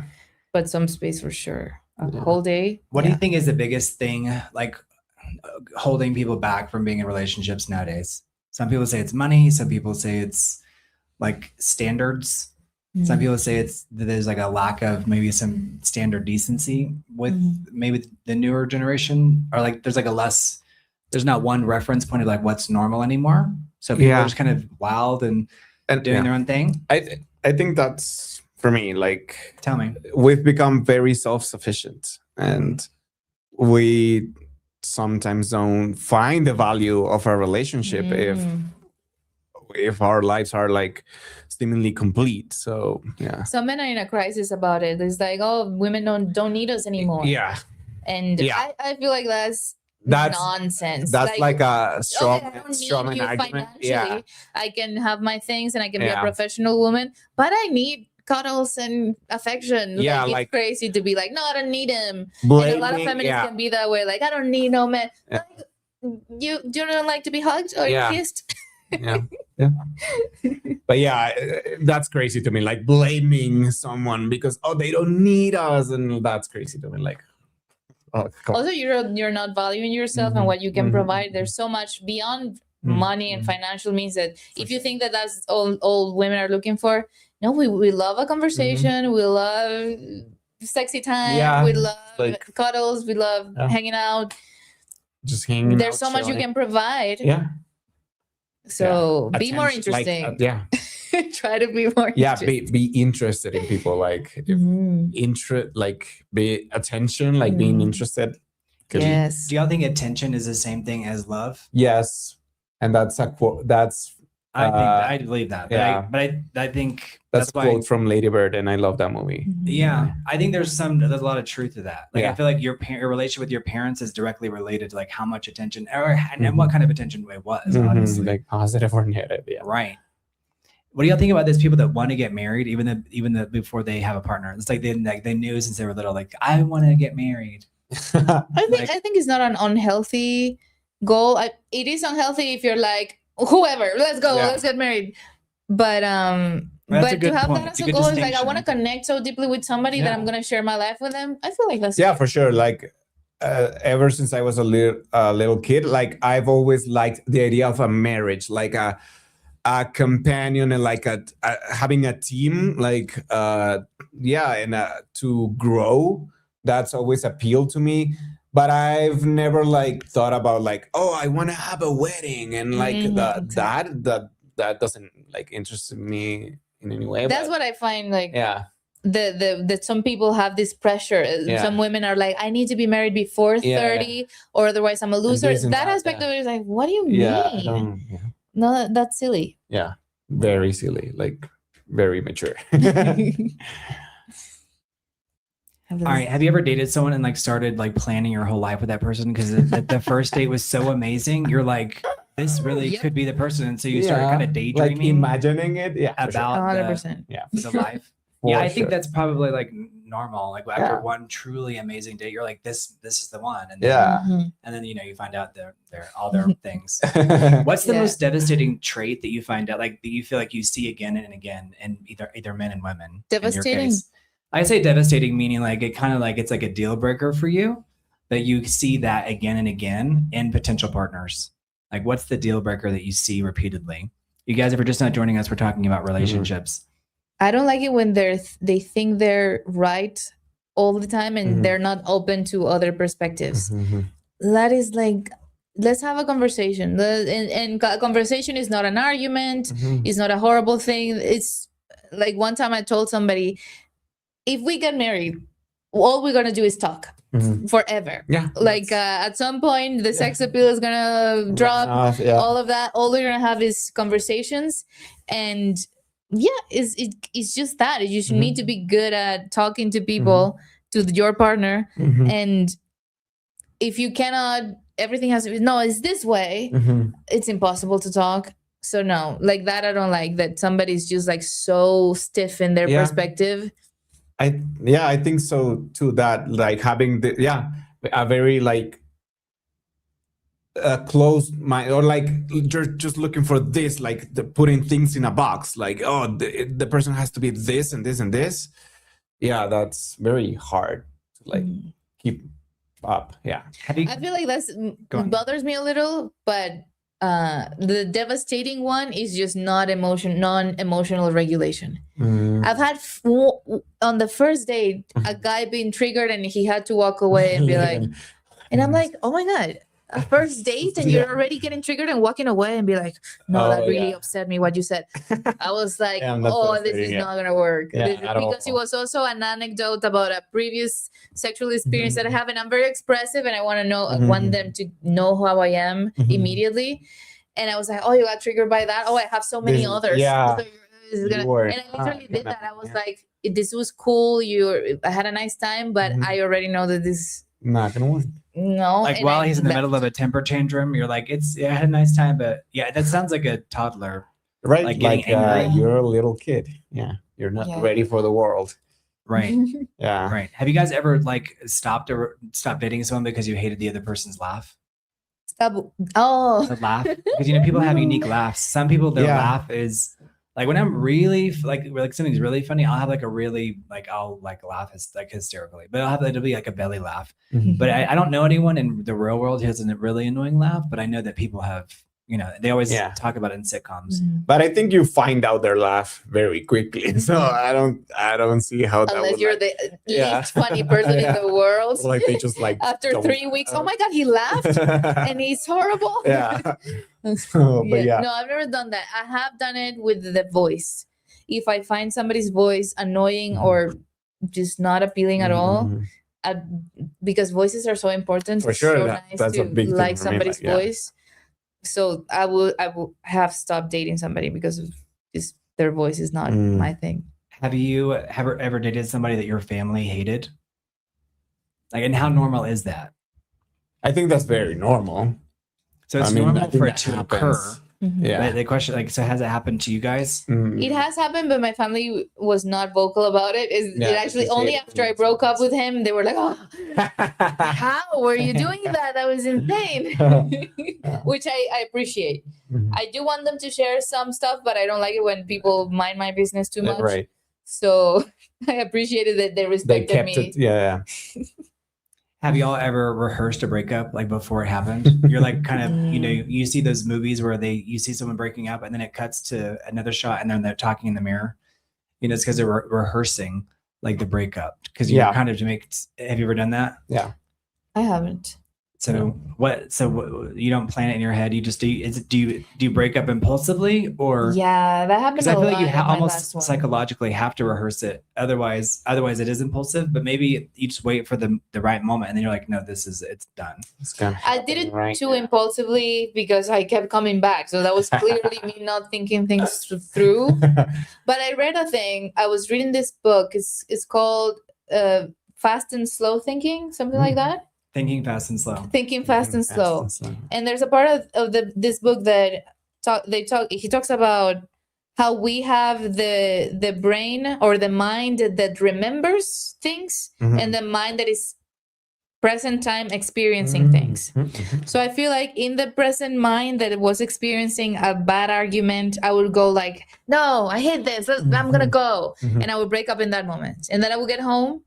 And then my mind that remembers was like, oh, it wasn't that bad. He had so many great things. And it was obviously my whole system being attached to somebody, missing him, needing like his warmth, his presence, and my body not being able to handle that was like, I gotta go back. I need him. And my mind that remembers made the decision of going back. And then these two minds were having conflict all the time.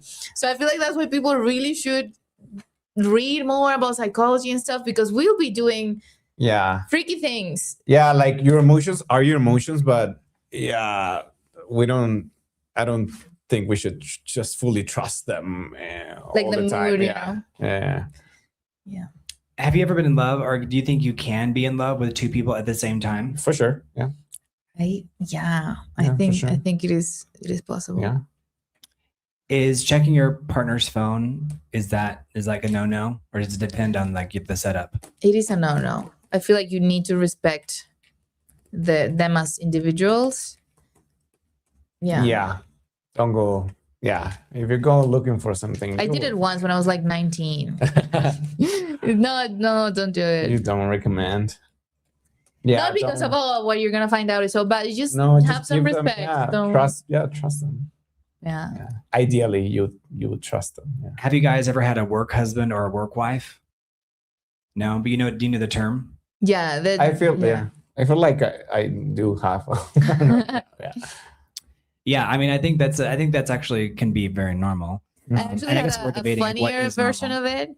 There was this guy in my office, like back when I was working at an office before 2020, that I hated.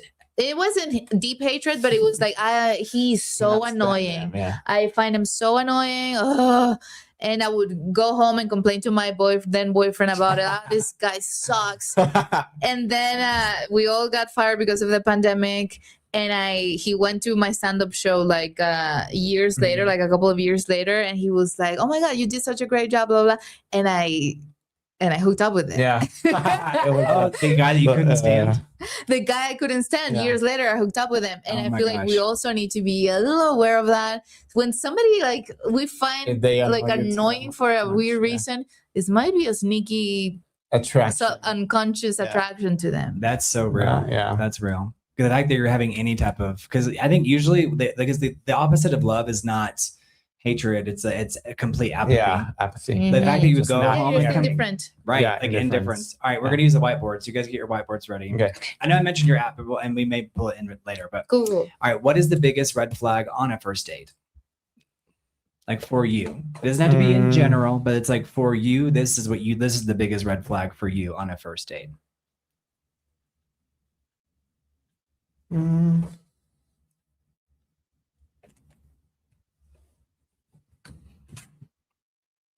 Okay, no conversation or being rude. So for you, it's like if she's rude, then that's the bigger red flag. Yeah. But if there's no talking, yeah, I feel like those are both really good red flags. But they're both about communication. Yeah, I mean, if literally on the first date we are mysteries to each other, we are already running out of things to talk about. What? Yeah. What do you mean? Right. Yeah, no. Yeah. Doesn't mean you're a bad person. It just means that this relationship It's is not clearly gonna not. work out with you specifically. Keith said a red flag would be several heads, and that deserves a super chat. Keith BBS, that's hilarious. Okay, so next one. How many dates before you should know if you actually like someone? I have my answer for that one. Yeah, I think 1 too. Right. I think you know. I think you kind of know. Yeah. Yeah, you just know. All right. What is the worst dating app? I think people use other things as dating apps that are not dating apps as well. Maybe that's something with you. I'm not on any, so I don't know. Do you think it is like a sign that someone's healthy to not be on a dating app? I think it can distort your reality. Yeah, for sure. All right. That's hilarious. Keith PBS said eBay. Yeah, I was gonna say LinkedIn. LinkedIn, yeah. All right. What's the biggest sign that you've noticed when someone's just not that into you? Like, what is the sign that you get? Like, how do you pick up on that? Like, he's just not that into you. Famous book. No. I feel like everyone can relate to this, where it's like you maybe unrequited love. So they're not asking any questions. They're not enthusiastic at all. Have you ever had that happen where like you were interested, but they weren't? Yeah. Like, I feel like that's like that new movie Obsession was all about the idea of movie. avoiding, but some people related to it. Yeah. Is that a big fear? Is it the rejection? Like modern day? For sure. For me, yeah. I don't know. I feel like I can handle it. It hurts, like for sure. Yeah. It's like, why is it hard? Yeah, it's all hard. All right. What is the most attractive personality trait? Ooh.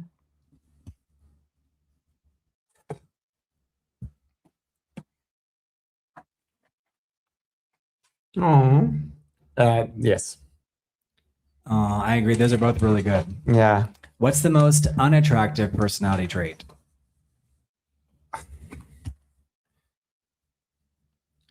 Need to.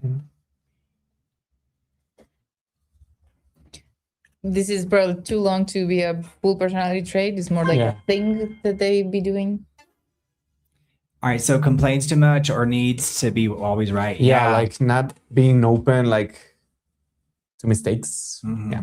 Being so negative. It's like, come on. Nagging. Yeah, complaining for me. Some people saying nagging, cleanliness. You guys let me know if you can hear these sound effects. All right. What is the biggest relationship deal breaker for you? Like this is like maybe it's like someone wants to have kids and you don't, or something, or it could be just like a regular behavior, like yelling, or I don't want to plant this seeds though. You guys tell me, what's the biggest relationship deal breaker that you've encountered, or that you could? Okay, Keith. Thank you, Keith. That's helpful. Yeah, being.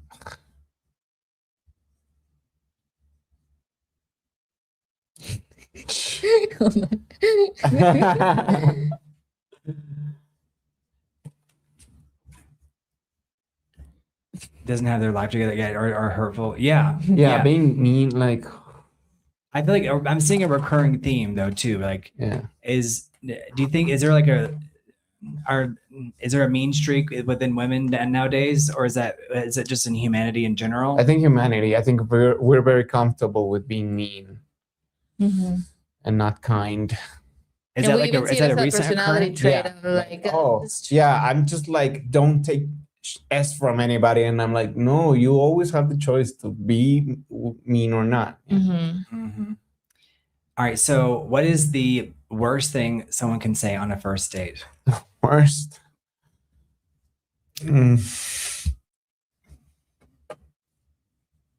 I mean, I guess there's a million people like, I'm a murderer, or like, all right, like, I'm so glad to see you, I just got out of prison, or I don't know. Oh my God. I mean, yeah, there's probably comedy in there, like, too. Like, my wife doesn't know I'm here. Trying to make a joke about. But like, I guess, I don't know. You guys let us know. How hard is dating? Keith says he's chronically single. Keith says, didn't I date your mom? That would be like I feel like any form of negging. Like, I can find like a specific thing because I have to make it up. But like, yeah, why are you negging me on the first date? You're telling me backhanded compliment. Or some people try to be sassy or like try to create banter. Like a slur.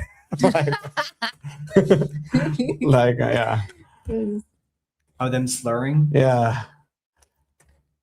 What do you think is the most overrated romantic gesture? That maybe it's like exaggerated in TV and film, or maybe even on social media. Well, I do like. But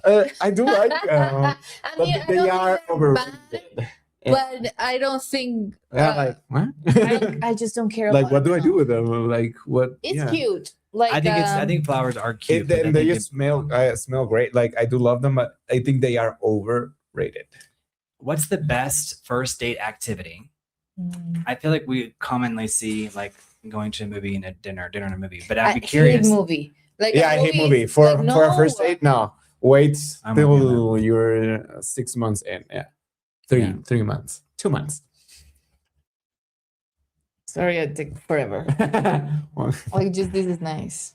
I like the walking and talking.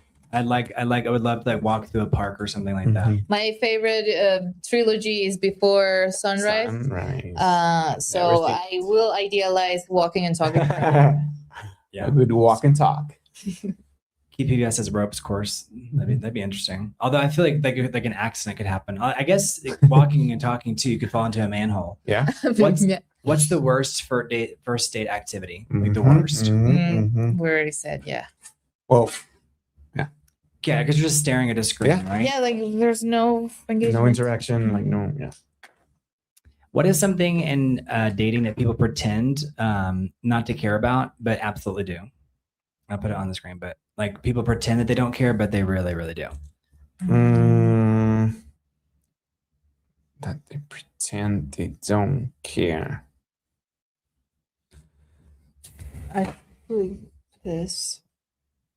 Like they act like everything's casual and really like they're in it, like they have stakes in it. Yeah, totally. Yeah.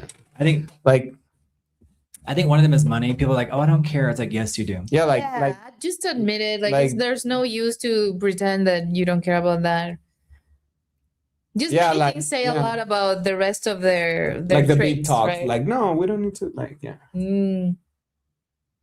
Or children. Children is like a big thing. Children, marriage. Yeah, those.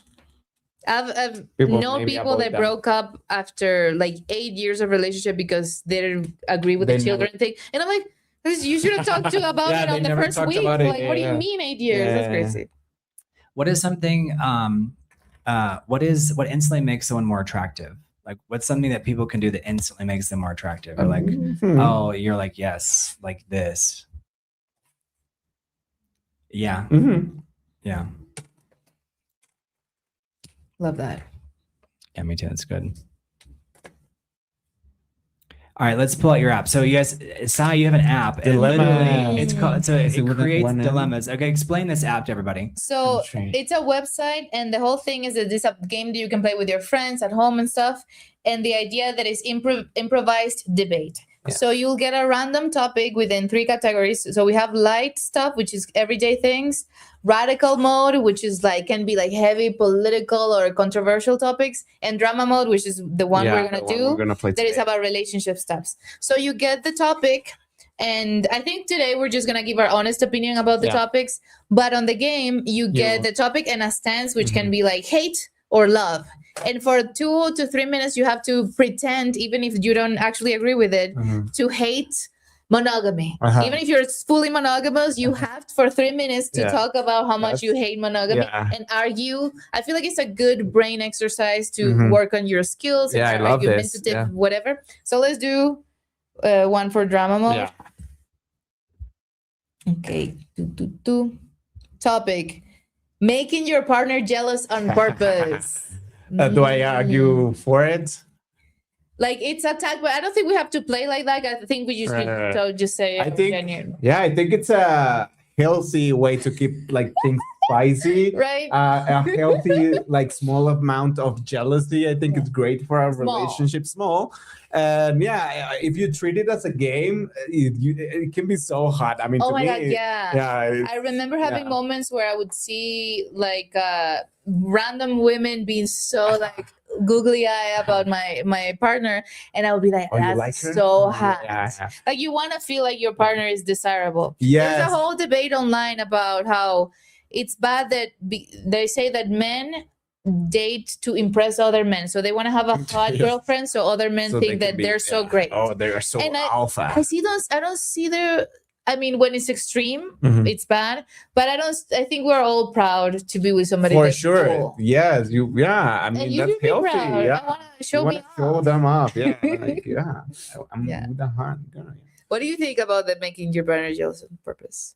I feel like it's a way you can lose your partner. I mean, I think because I feel like it can lead to like you losing for sure. Right. Yeah. But I guess there's always a healthy level of that. Yeah. But I think sometimes people, because I think if someone it's scary to date someone who's so attractive because it's like people are all over them. Yeah. Have you ever had that? But it's their own insecurity, which you should take care of. Yeah. Also, you should know, like if you are with somebody that's hot, that's a part of it. Yeah.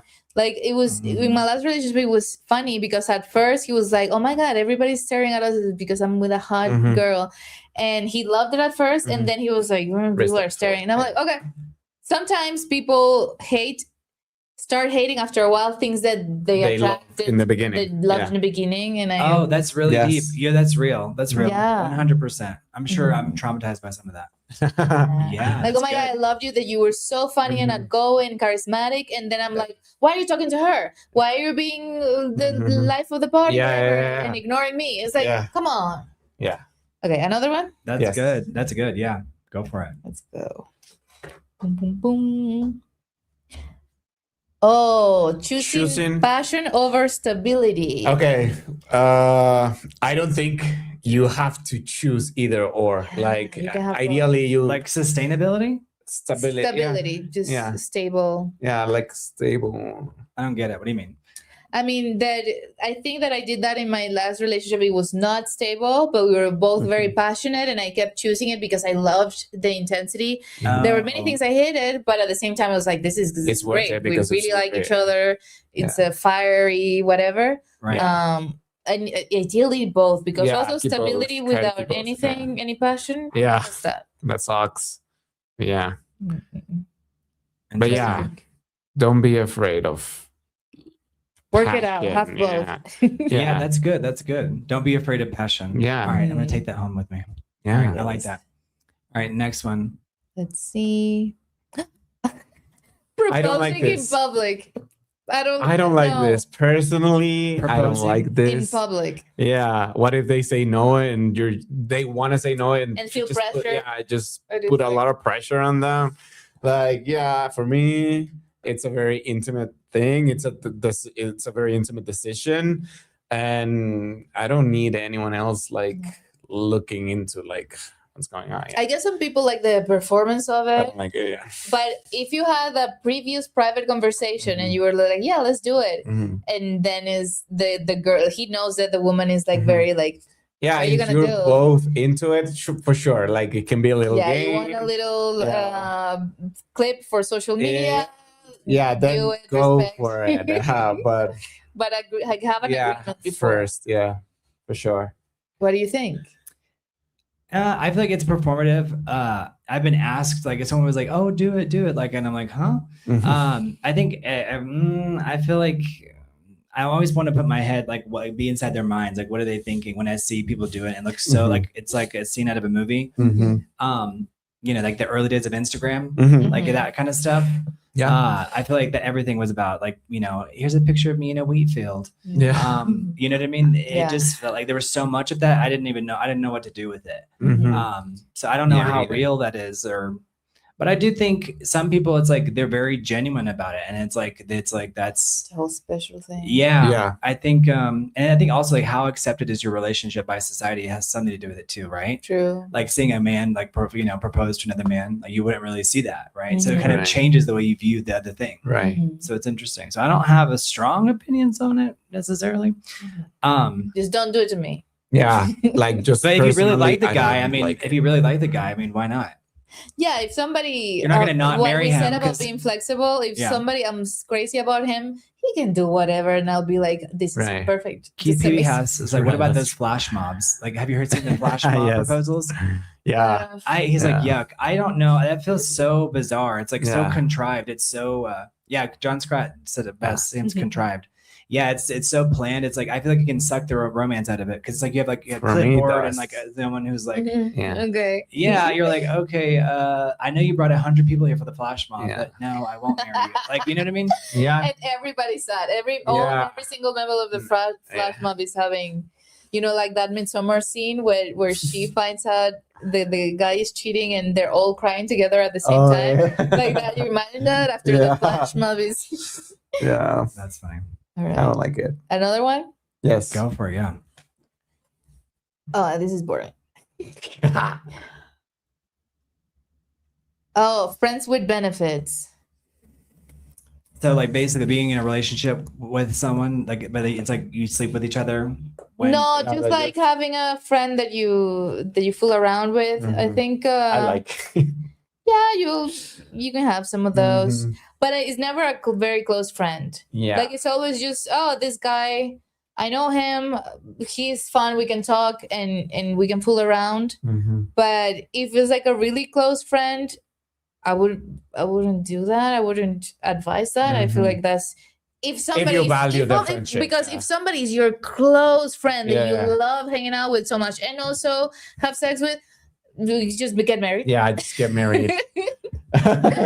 Yeah, you make a good point. Like that's kind of like the recipe for a good marriage in theory, right? Like they're your best friends plus attractiveness. It's like When Harry Met Sally. It's like that's a great movie. Yeah, I love that. I love that movie. That's a perfect movie. Yeah, I would say if you value the friendship, just maybe don't do it. And if you do, like, keep the conversation open because there might be something there that you can explore as a relationship. Like, what are you avoiding? I have something funny because my best friend, he's great. And my mom is always like, you should marry him, marry him. And I'm like, we get along so well. Why would we do that? Yeah. Like, that's crazy. And it's not like we're not attracted to each other at all.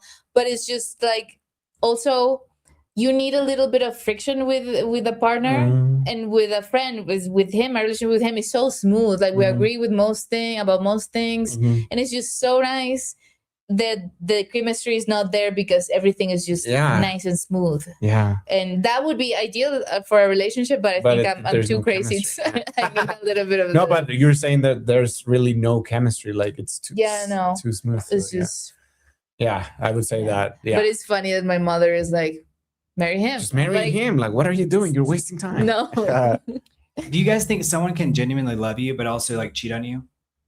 Like they really do love you, but like they're a cheater? Because I think some people like see cheating and they're like, okay, that means they don't love me. For me, love is a decision. So it's a constant decision that you make to commit to that person. So for me, no, because they are consciously making a decision to cheat on you. They can be in love with you, but love for me is something that you decide. Yeah. I see it as separate things in the sense that everybody's capable of loving. Yeah. And loving doesn't mean that you'll do it in a good way. There's a quote, I think by Toni Morrison. She's like, weak people love weakly, strong, determined people love with perseverance, like strong people love strongly, violent people love violently. So I feel like love is just this feeling you have, and the rest is like integrity, how emotional regulation, blah, blah. So I think that somebody can be in love and be so insecure and go around and be like, oh, I need to feel good about myself, so I'm gonna go fool around with somebody else. I think that's possible. But it's just the definition of love that we have. Right. It's good that you have one that includes integrity, respect, yeah, for loyalty. me, it does, because, for me, the feeling of being in love is different to the act of love. For me, love is an act that you perform. And for me, that has all of these things. But I feel like there's different kinds of love, like fraternal love, like family love, but romantic love, what we call it nowadays, for me, it should have that. But you should definitely. All right, what's worse, and have you experienced this? Being cheated physically, on, or finding out that your partner is emotionally obsessed with someone else? Like, what would be like more devastating? For me, it would be more devastating the emotional obsession. I think for me too. I don't care that much about the physical thing, because I've had, made love, not the actual love, but made the physical act with plenty of people that I don't care about. And I mean, it sounds funny, but yeah, that's real. Yeah, I mean, and real. I can see that some, you find them hot, you can do a thing, but the emotional connection and obsession, like you said, that's like, that would hurt me a lot. Yeah. Like that scene in like Modern Family where he's like, he makes you laugh more than me. That's devastating. And he's devastated by that kind of thing. I was like, what? Yeah. No. That's real. That's real. All right. If your partner says don't worry about them, does that automatically make you worry about them? Like if there's like an individual that you're curious about, they just say don't worry about them. Yes. Have you had that? Have you been in that situation where like you're worried about an individual and like don't worry about them? I don't think so, but it's a meme. Like I have been that person, because like I said, I have this best friend, and when she met me, she was a little worried that, he has a female best friend and I'm cute or what, all the things. And I always tell her, listen, I am a S-word. I am a promiscuous woman. If I were to do something, I would have done it already a million times. So you can be safe that your man is safe, because it has not happened. So have that another person tell me that I shouldn't worry. No, I haven't had that. No. I've got tons of questions here, but I'm trying to find like what would be like something spicy. Would you want your partner to tell you every time somebody hit on them? No. Every time? Not every time. If they're it may be bragging after a while. Like if they're hot, it could be like you're like constantly bragging. You know what I mean? Be like, you're lucky to be with me. Right. That kind of thing. But not every time, but it can be hot. Like, it can be fun. If it comes up, if it happens, like when we're together at a party, like, oh my God, you guess what just happened? Like this person, like that's fun. Yeah, again. But as a report. Yeah, I want them to have their secrets. Like, I don't need to know everything. Like, for me, secrets are hot. Yeah. Oh my God, my ex-boyfriend was so against that. He needed me to tell him everything. Secrets are hot. It's exhausting. There's so much information. Yeah, like we always. How could I tell you everything? We always edit. Like, be grateful that I edit the things that I share. Right. Is ghosting ever acceptable? Sure, I've done it. Yeah. What's the best reason to ghost someone? Like, what's the most legitimate? The best one is like, this person just doesn't deserve any explanation at all. They're rude. They're terrible. So I don't want to waste my time. Bye. Yeah. And a bad one, I've also done it for not great reasons. I'm not proud of it, but sometimes you're just like, the connection wasn't strong at all, and we can just fade away in the distance. Yeah. Again, like people are very uncomfortable with mysteries, I feel like, and like mystery, like life is mysterious. Like have a little mystery in your life. You don't have to know everything. Yeah, I have no need to know. Yeah. It's like, because it's so subjective. Yeah. If somebody doesn't like my smile, they think, she has terrible teeth. I don't need to know that. Like, it's just your thing. Doesn't mean that every man thinks that. It's valid. Like, sure, make the decision and leave for sure. Who cares? Yeah. I'm swapping batteries. Do you want to put a? Oh yeah, Let's prompt. go. All right, so you have an app and it comes up with dilemmas. Right? Yes. Yeah. Oh, we talked about this already. Going to bed angry. Yeah. So next. Oh, related to the previous one, falling for your best friend. Yeah. I mean, if it's healthy, if we're both single, if it's all doable, like talk about it, explore it, just like be mindful that it might ruin the friendship. But again, but YOLO. That's life. Friendships come and go. Not wanting children. Yeah, I think so. Because definitely. Yeah, I mean, you're wasting. I mean, if the other person doesn't want them and you want them, they are wasting your time, and so are you. So yeah, talk about it. Talk about it as soon early. as possible. Yeah, talk about it early. Yeah. Yeah, that's one of those that I'm like a no, but like a little 3% yes. But honestly, it's mostly a no, and I have to tell them immediately. Yeah, be upfront about it. Yeah. Another one. being the crazy ex. Yeah, go ahead. What's going on? Being the crazy ex, I have been. I think I mean, again, everyone tells their own stories, or you're bound to be at least like at someone else's story. Be the crazy ex. Yeah, at some point, like definitely. Yeah, and I have no problem. And accept it, like, and you don't have to be like, oh yeah, they're gonna say that I acted crazy. Well, like, sure, I might have, yeah, for sure. Go for it. People need to accept more. Their flaws. We're not perfect. Couple nicknames. I think they're cute, but warning.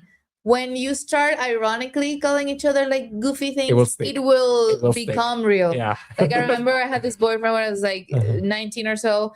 They started ironically calling each other boo boo. Eventually we were like, boo boo, what do you mean? Yeah. Boo boo. What do you mean you don't want children? Yeah. That's so goofy. 8 years in. But what does boo boo mean? Like, it's like boo, like my boo or baby, whatever. So how does that become real? What do you mean? Like we started we were talking about how ridiculous they were joking about the it. names are, ironically, and we reached the most ridiculous one we could think of, which was boo boo, and it got real. We were just started telling at first as a joke, like boo boo, whatever, and eventually it got nickname stick. Yeah. Have you had like a silly nickname for it? I mean maybe. Like again, I have such a strong selective self-memory. It's scary. So if I'm sure, but I don't care to remember. I think maybe honey boo, like honey boo boo. You know, those kind of nicknames. Honey, sweetie. All right, y'all turn your buzzers on. I'm gonna give you guys some questions and it's gonna see. You guys can both answer, but I'm gonna see who has an answer first. All right. They have different sound effects. All right, but the biggest or what's the fastest way to ruin a relationship?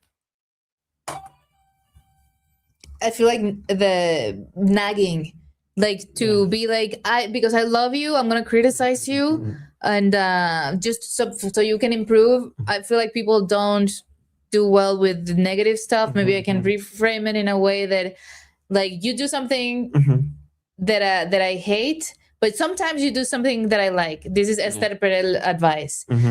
Focus on, oh my God, when you do this, I love it so much when you do that. I love it. And it reinforces the thing. I'll be like, oh my God, I will do that more often. So yeah, you're saying reinforce the good. Don't focus so much on the bad. Reinforce the good. Advice. John Scott's not trusting. All right. I would say lying about what the things you want. Absolutely. Like you date someone and you find out like they're like there's nothing, you know. They're like you thought they were this, and they're like they're a Russian spy. Or whatever. Like lying to keep someone like right. That's event is bound to catch up with you. Yeah. Never date someone who blank. Who like hates their mom like really bad. Oh. I mean, they can have a bad relationship, but oof. Like those, I don't know. Maybe I'm.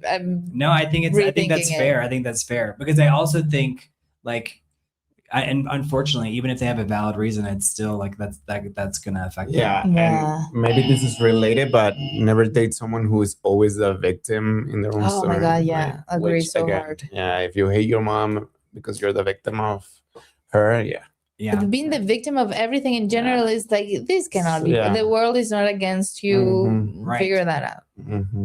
100%. All right, you really like someone when you blank. You're like really into someone when you do this thing. Just feel it in my body. I'm like, I get energy. Like the whole time I'm like very energetic. I get so giggly, so everything. If I'm like like I know, okay, there's no this. For me, it's like if I cannot flirt with them, I know I like them because I get so nervous. If I'm being too cool, like I know, this is going nowhere. And I hate that because sometimes I feel like I'm at my best when I'm on a date with a person I don't like that much because I'm so charming, I'm so funny, everything is flowy, I'm like sexy. And I'm like, oh, I'm not nervous. And he's like, damn, like, oh, this is my best self. And I'm like, what a waste. What a waste. Yeah, that happens to me too. All right, what's the worst text to receive from someone when you're dating? Like the worst text to receive from someone that you're dating is blank. So there's the stereotype. This is a classic of we need to talk. That was my first. I think that let me know a little bit. Give me a preview or something. It's so nerve-wracking. I think it is a classic because it sucks. Yeah. Guess what? We have chlamydia or something. Oh shit. Yeah, I mean that would but in a way, at least you're getting the information immediately versus the dread. Right. Like, I can't stand. That's the worst feeling is dread. It's like it's the opposite of hope. Yeah. Right. It's like something negative, something bad is coming, and you're like, like that's the worst feeling for me. Yeah. So like we need to talk. It just keeps it lingering in the air. Yeah. It's like just say the thing. Yeah. What's the biggest lie people tell on dating apps? The biggest lie that people tell on dating apps is blank. Hi BT Hookah, thank you for watching from Finland. Biggest lie. Is there like a current is there a common lie I'm not on this, that you see like again perpetuated? I think maybe people don't look like their image. Maybe that's part of it. Oh, pictures, cell phone pic. Yeah, catfishing is a thing. Michael McSilver says age. Oh, I feel like that's such a strange thing to lie about because like wouldn't they find out? Like if you really want to take it serious, you know what I mean? Yeah, I find that the whole I'm age 20. or lying about your looks or whatever, the catfishing, it's so crazy because the whole point is to get a date, right? And as soon as you get to the date, the first thing you'll see is the face of disappointment or confusion. Why do you want to put yourself through that? That's want to face that. No. Right. Like a form of self-torture, I would say. But Michael McSilver, that's a good one. That's a really good one. Yeah, people are saying lie about their height or their age. Height. Yeah, I feel like that's also like feeding into like deep human insecurities, right? Yeah. Like we're like deeply insecure about these types of things, which is height. I don't care about. Like I'm not the type. I know that this is there are a lot of women are like, oh my God, I want a tall man, blah blah.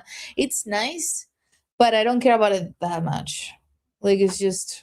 If you're cute, you're cute. You know what's funny? When I meet people, the first thing they always say is like, "You're way taller than I thought you'd be." Why do you think that is? There are tall faces. Some faces look good, like belongs to a tall person. Yeah, they're just like, I thought you would be so much shorter. Have you gotten any other versions of that? Or I thought you would be so much. No, I don't think so. I thought you'd be so much better looking now. I've gotten on and I love, but it's probably then just flattering me. But I've gotten your pictures are shit. You're the opposite of catfishing. You are so much more attractive in person, and I'm like, well, that's great amazing comment. Yeah. What's the biggest mistake people make after a breakup? Oh my God, just going back and stalking them all the time. We were talking about that earlier. Like that's insane. Like why would you torture yourself with that? And if it's let it go. I don't know. Yeah, like not truly ending it, like the stalking. Because you can do digital stalking. It's way too easy. That's I feel like that's made people kind of unhealthy in that way. Rebound relationship sounds bad too. John Scott in Vegas. Yeah, y'all are making really good points in the chat. Yeah. A relationship is probably over when blank happens. It's like, it's probably done when blank happens. When there's no sex. Have y'all been in that situation? I don't think so. I have one time. I was dating this guy, and we just slowly, not even slowly, like suddenly we just started having sex, but we liked hanging out with each other. And eventually we're just like, we're friends. Let's be friends because clearly we like each other. The conversation is good, but if we don't feel the need to have sex, that's a clear indication that that's all it is. It has happened. For me, and I've read this, that the biggest indicator is contempt. When you start rolling your eyes and being like, not being respectful, just not taking any of what they do seriously, or they annoy you too much. I feel like we can be annoyed for sure. And I have been guilty of like rolling my eyes sometimes, but we need to be very aware of that. Yeah, I can creep up. That level of not respecting your partner is crazy. You lose respect. All right, what's something that people call a red flag, but it really isn't a red flag? Like maybe it's like overly, it's like, movies or television like perpetuate something. Let's see. I feel like the taking long, I mean, not disappearing for days, but taking a little long to text back, I don't feel like that's bad. And people are busy, and that's okay. If it's insane, like too many hours, whatever, I think it's okay to ask that. I wish you'd reply faster, because again, we have all our phones with us all day, every day. So you could, but I don't see it as this horrible, terrible thing. Same. And also what we've been talking about, like not sharing everything. I'm like, I don't want to know everything. Like, right. I mean, some things you have to, like, you should share with your partner if you're like, yes, for sure. But then, and I want to, if you're excited about something, yes, for sure. Tell me about the things you're excited about, but I don't need to know everything. Yeah. What's a dating role that needs to disappear? It's like, this is like too, like too conflated. It's like, come on. Really? Like a dating role? I don't know. Like a rule. A rule, okay. Like maybe there are old rules. Maybe that's the problem, is that there aren't. What are the rules now? I guess that's what I'm trying to explore too. Maybe like the old, back in the day, it was like it was a huge red flag if he didn't pay for the the meal. It's like, what? But now, like, what's the stance on that? I don't even know. I personally, I do like it. It's not, people find it kind of embarrassing to say. I do like it when they pay. I do like it when they are a provider.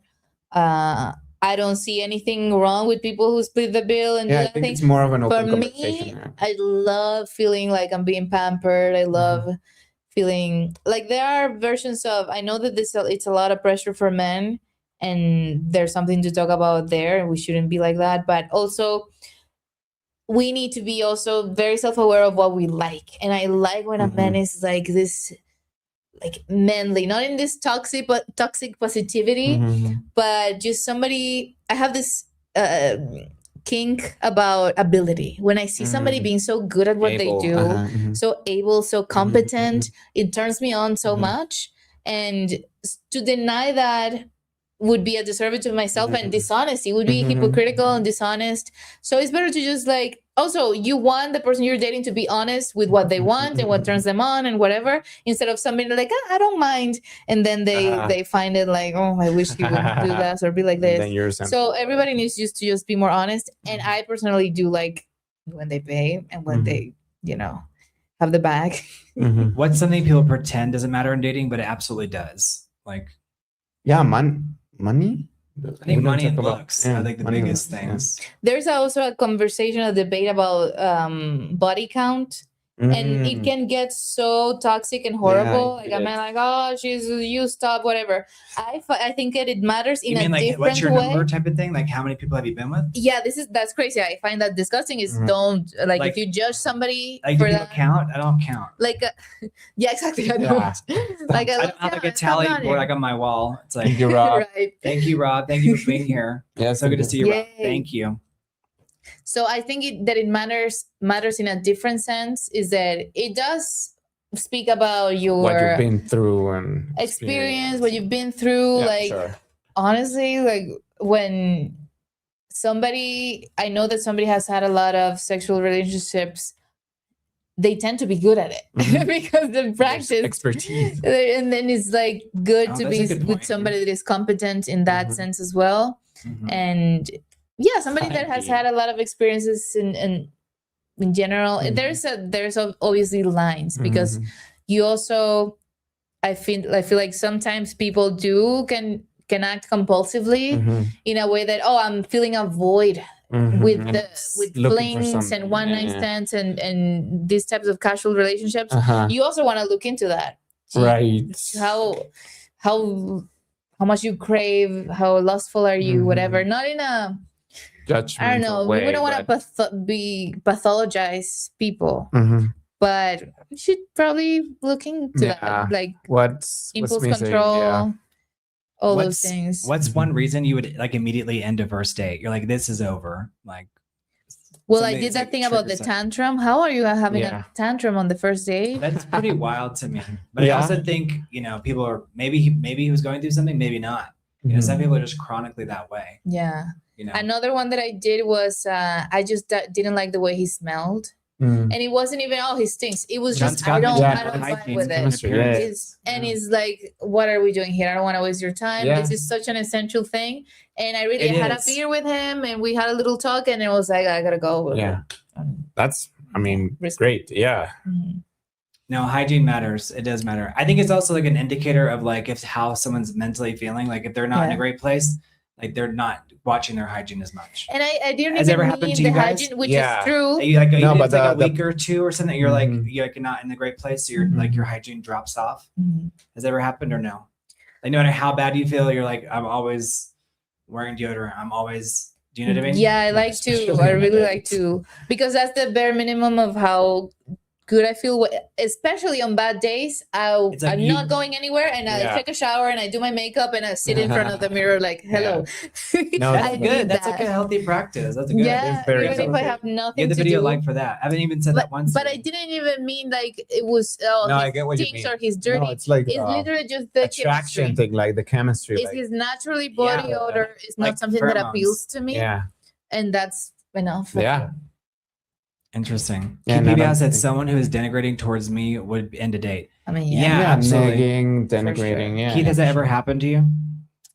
I think it's interesting, like the way people treat people in today's world. I think I am increasingly shocked at the way people have like a lack of respect. I agree. I'm like, I really am surprised, but I also don't know. I feel like everyone's living in their own world now. What's the worst relationship advice that's constantly given?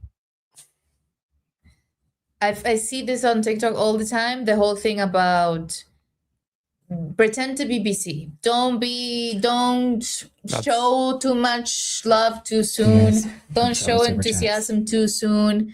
And I'm like, God, that I want. Yeah, and it is proven that when you see that's proof that somebody likes you, you like them more. It's like it's the thing I always do. That's happened with my ex a lot. That I knew that he was crazy about me, and it turned me on so much how I knew that he was so into me.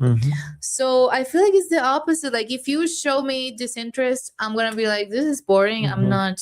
What is this? That's so real. Say that last part again. So for people, this is like I would say that's a good advice. Like the opposite of what. Yeah. So people say like act like you're not interested, but you're saying no. Like you've got to lean into that. If you show me disinterest, I'm turned off by that. I find it boring. It's just what do you mean? What are we doing here if we're not like super into each other? Yeah.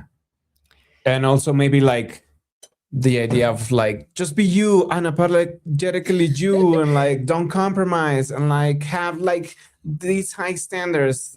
I think like maybe like try and meet people where they at, and like 'cause maybe you miss out on someone great if you like just don't like aren't open. I think there's a difference between like being yourself and then actively trying to convince other people to be like you. Exactly. I feel like it can be hard because I feel like every day we have that's like they call it a strange loop, like our identity. Like every single day we have to wake up and still be the same person. But in some level, you don't have any obligation to be the person you were yesterday. Exactly. Yeah. So I think that is an interesting thing. Yeah. But what's one thing you should never forgive in a relationship? Although you can make the argument you should always forgive. Never forget. Maybe that means that implies like this ends the relationship. I mean, don't forget you can obviously, super like chat. Help us out. somebody who's violent, Yeah. that's like hell Yeah. no. But something a little less extreme. Like gaslighting, like someone that makes you doubt, like I think that's so common. What's up with that? Yeah. Like gaslight. I guess it's because it's so easy to do. Because Yeah. maybe like it's like you're tricking the other person, but you're also tricking themselves. Yeah. Yeah. It's Like just too. They don't want to see it. Yeah. Yeah. Like, do you have a parent that like, they won't see something like about like one of the children, like being a sibling, and you're like, Paco like can't hold down a job, or the parent or whatever. Sometimes we project onto people things that are not real, or we pretend to not see things that everyone else can clearly see. Yeah, some people are not malicious. They're just really not self-aware, and they're telling a story in their heads, and that's the story. That's my reality. I made it up, but it's real to me. So I'm gonna make you believe that it's real to you. Yeah. All right. So this is for buzzers. Just for 5 minutes. Who's the most likely to fall in love first out of you two? I think. Of us. I don't know. I mean, I know I'm capable of falling in love like this. Like that. But it happens like once a decade. Yeah. That's the thing. Yeah, for me, like it takes a little while to like, I want to get to know a little bit more about you. Yeah. So I don't know. Okay. Maybe. So maybe me. Ty or Out of you two, who's most likely to ghost someone? To ghost? Yeah, I to think ghost. I think. I was gonna say you. Yeah. Sign. Who would take the longest to get over an ex? Out of you two. I know I take forever. If I really like somebody, I can't Getting be over thinking them? about them Thank you, Rob. Thank you so years and years. So I'd say Yeah, I maybe me. think. I don't know how I think much. it's Heidi. I don't think I necessarily take long. Yeah. I feel like I've like my first relationship was like 10 years. Isn't that crazy? The very first person went into deep. Yeah. I was like, so I think I'm still getting over that. Yeah. Well, She's like, oh damn. Well, who is most likely to secretly stalk someone's Instagram? Thank you, Rob. Thank you so much, Rob. Secretly stalk. Like out of you two, who's the most likely to secretly stalk? Maybe me. you. Yeah. Yeah, I did a lot of that when I was younger, and now I just don't care. Just don't care. Yeah. Yeah, maybe me. Okay. Because I'm not on dating apps, so that's the profile that I have available. Yeah. Right. I feel like social media is so much of it is superficial. It's like about how attractive the person is, right? Like, isn't that kind of what it boils down to? Or maybe like the lifestyle, or like kind of are people like remember everyone was faking being on private planes for a while. Do you remember that? Like you could go to a studio and like you could like that happened. That's a real thing, especially in Los Angeles. Wow. Who would be the best like partner? Like out of you two, like life partner. I don't know. Like who's the most ready to be a partner? Like to lock it down. Like if you. I'm ready. I'm ready, but I don't know. I feel like I still have things to learn. I want to learn them while we make mistakes. Yeah. Yeah, like with the person. Yeah. Same. Okay. Who would be the most difficult person to date out of you two? I think I have a very crazy schedule. Yeah. Oh, because of your schedule? Yeah. Okay, so you don't think that they might have difficulty adjusting to it? Yeah. Okay. So. All right. This is Brent, Gulfstream culture. Yeah, that was wild. The Gulfstream is like a type of like a private airplane. All right, who's most likely to be jealous out of you two? I'm not that jealous. Yeah. Yeah, maybe me, I guess. I mean, it's not a crazy thing. It can come up, definitely. Yeah. And that's the thing that I in my head, no, absolutely not. Yeah, and suddenly you think of yourself as no. Well, yeah. Yeah. But it really depends. I don't get jealous about like, oh, she's cute and you looked at her. No, like it's more of that kind of thing of, oh, I saw that you were like laughing with her. Thing. What do you mean? Well, laughing. Yeah. Having great conversation. Hate it. So it's you're more using that jokes on her. Rob's asking if we're the same age. We're about the same age. I'm 34 and I'm 36. Yeah. So who is most likely to go back to an ex? Oh my God, I did it so much. I did it a million times last year. Sorry. It says, Rob says, Brent, are you a jealous person? No, but I think with my first relationship, I was so much. You've been through it. That I like learned to never do it again. So it's like I just turned that off. Yeah. So it's like I don't know. That first relationship, I was 100%. Because I also didn't have like a stable home. So like getting out of that home, you know, if we're gonna get real deep here, right? It was like that was like the new home. Yeah, yeah. Because and then actually that was such a good relationship that it was like this is the first healthy relationship I think I've ever had with anyone. Yeah. So it's like losing that was like losing, you know, your entire identity. Yeah. And I think that can happen to people. That's why I think it's like you have to really decide as you're steering through life. Like you can come from the most unstable situation, and then you're like constantly looking for stability and trying to create it. You know, I go home. Thing. Like going home to me is like the most unstable thing I could do. But go on, say what you're gonna say. Yeah. I was just that thing about this big fear of losing somebody because, and this sounds so bad, but I feel like I'm more comfortable dating somebody that I don't like that much or not. I'm like insanely passionate about, because when I am.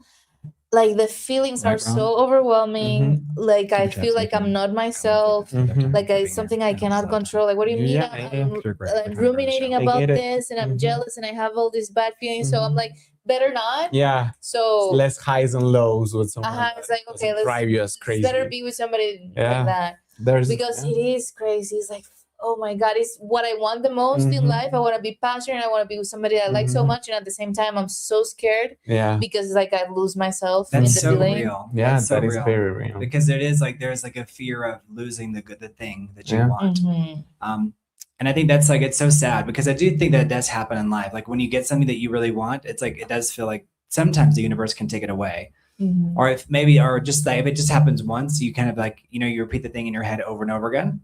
Like, has anyone ever like given you an insult and it's like really stuck? Yeah, sure. Even though it's like you've only heard it once, but it's still kind of echoing around in your head. Yeah, it's the negative stuff that stuck. So yeah, that's why I don't get like people being purposely mean. Like you know that sticks. Like yeah. Okay, you guys have to use your buzzer. You're only gonna pick one. All right, great looks or great personality? Personality, like looks. Personality. I feel like I've dated so many beautiful people. I mean, like 1 date to 2 dates that I'm like, how are you so gorgeous? Yeah, and I still have no strong feelings at all. Like, I need the personality. Isn't that weird when they don't have a personality? I guess it's because they look so hot. They felt like they didn't have to develop one. Yeah, they just flow through the world. That's why it's good to be a little ugly when you're a teenager. Yeah. Develop that. It will give you a personality. Yeah, you will develop one. Yeah. All right, money or ambition? Ambition. Yeah. I'll say money. You'll say money. Because it's like ambition already. Like it doesn't matter now because of AI. I mean, that sounds like, I mean, honestly, I think that's a real thing. But then ambition can be toxic too. Like, yeah, unfulfilled ambition can lead to resentment. It can lead to like punching walls, you know, like getting, you know, because I feel like ambition is not necessarily the same thing as like being able to produce the result. Right. That can lead to a lot of resentment. Yeah, but also like both have a bad side. Like with my ex, he's retired, so he has so much free time, and I love that. We were able to hang out all the time. It was great. But at the same time, because he already had achieved what he wanted to achieve, like financially, whatever. No need to. Then there was this like a little bit of a void and a little bit of a depressive state of, oh my God, like what else is there, just hanging out? And some people can find that beautiful. Some people can get really depressing. He told me the moment that he blew up and the finances blew up, he got really depressed for like a week. And I feel like that we all have this thing of, when I get this thing, I'm going to be so happy. But once you get it, it's sort of like, it's a Hegel's thesis. Oh, I want to get it though. I want to find out how depressed I'm going to get. Yeah, me too. Like I want to be depressed because I have a lot of money. Yes. Yeah. But the other thing about the ambitious person is that, they're so busy. And right. Like they're constantly trying to make that thing happen. Yeah. Yeah. So it's like, they're constantly grinding. And if your ambition doesn't align with the other person, you get resentful and you're like in contempt.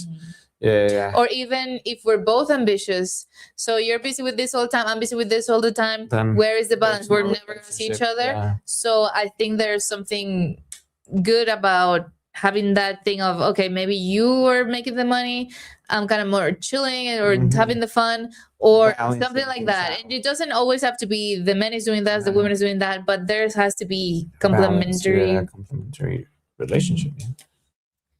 Chemistry or stability? Chemistry. I think so. Yeah.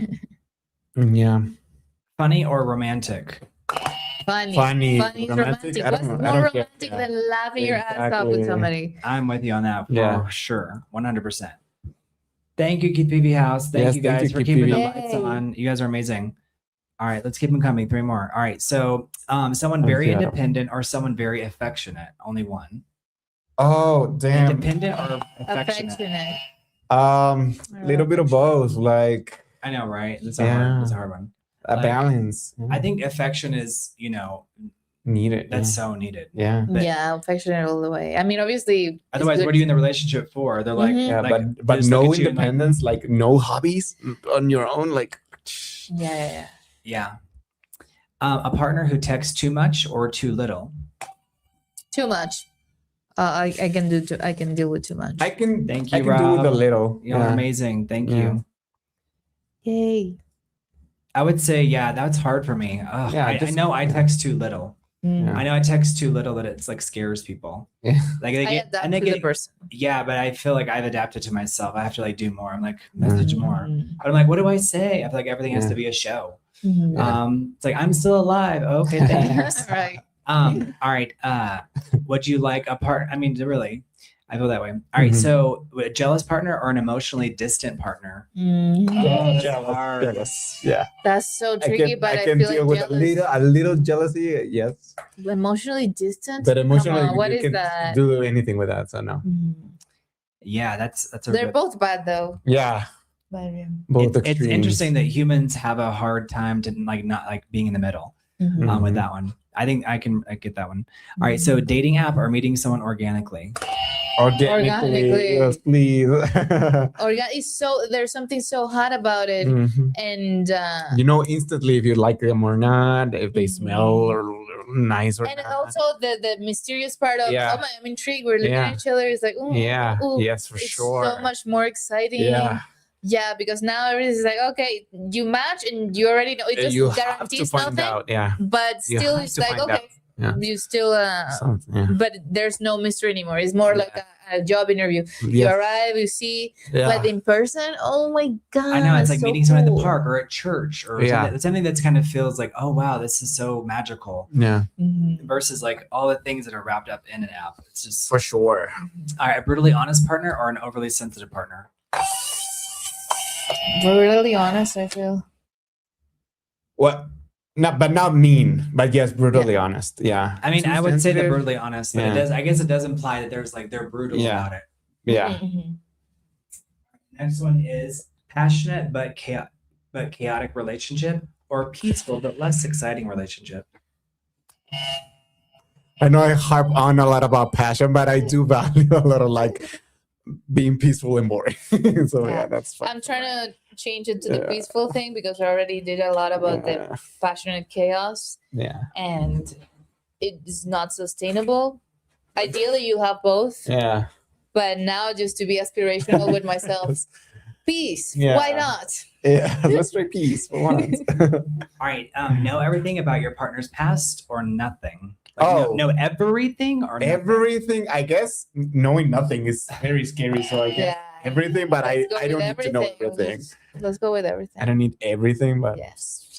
All right. Be dumped by text or dumped in person? I mean, in person is. Well, it depends. How many is it? The second date, like. Exactly. Yes, just after a second date, is that dumping or is it just exactly like no? I guess it is dumping to an extent. Yeah. All right, so find out your partner kissed someone else or secretly loves someone else. find out. Kiss. Yeah. If you're in love, like Sebastian, if you kiss, it's like okay. Yeah, I'm in the same way. It's like obviously for me, love. All right, partner with lots of exes or no relationship experience at all. Lots of exes. Like, Whatever. I feel like if they don't have any experience, then they don't know what's going. Like they don't know what's up. Yeah, and the other one obviously, a lot of turmoil, whatever. But I'd rather some experience because you're gonna learn. Yeah. Yes. It means you learn something. I hope. Hopefully. Right. Unless you're the victim and it's everyone else's fault. So yeah. They were all crazy. Yeah, they were all my crazy. Love at first sight or slow burn romance? Slow burn. I do like a first sight. I do believe in love at first sight, but let's go with slow burn. I'm okay with the slow burn too. Yeah. Okay. Bye, Bitihuka. Bye, Bitihuka. Have a good day in Finland. All right. If you disagree, hit your buzzer. All right. You should never stay friends with an ex. If you disagree, hit your buzzer. You should I think never stay friends. I disagree. All right. So you guys were just not joining us. They're hitting the buzzer. If they disagree. If someone cheats once, they'll cheat again. That's possible. Most likely. Yeah, most likely. All right. There's a thunderstorm brewing. Yeah. Ooh. All right. Jealousy is always unhealthy. Not necessarily. I disagree. If I disagree, okay, I disagree. Hey, Felix Particle, how are you? All right, you guys keep the super chats coming. Don't forget to like and subscribe. All right, your partner should be your best friend. No, disagree. Yes. Agree. Okay. All right, copy. All right. Couples should share phone passwords. Disagree. Phone passwords? I think, sure. Okay. For emergencies, I mean. Yeah, no, I mean, there's a lot of stuff that makes sense. Yeah. All right, you should tell your partner everything. Disagree. All right. Physical attraction is necessary for a relationship to work. Yeah. Agree. Definitely. All right. Long distance relationships rarely work. Oh, yeah. Agree. Be together, hang out. I agree. I feel like a long distance rarely relationship. work. I keep getting confused. Yeah. I think they do rarely work. Do the math in I think they rarely. long distance relationships. Some people say that's not a relationship. I mean, it can be, but they rarely work. All right, true or false? You hit your buzzer if you disagree. Dating apps have made relationships overall worse. Dating apps have made relationships worse. Worse? No.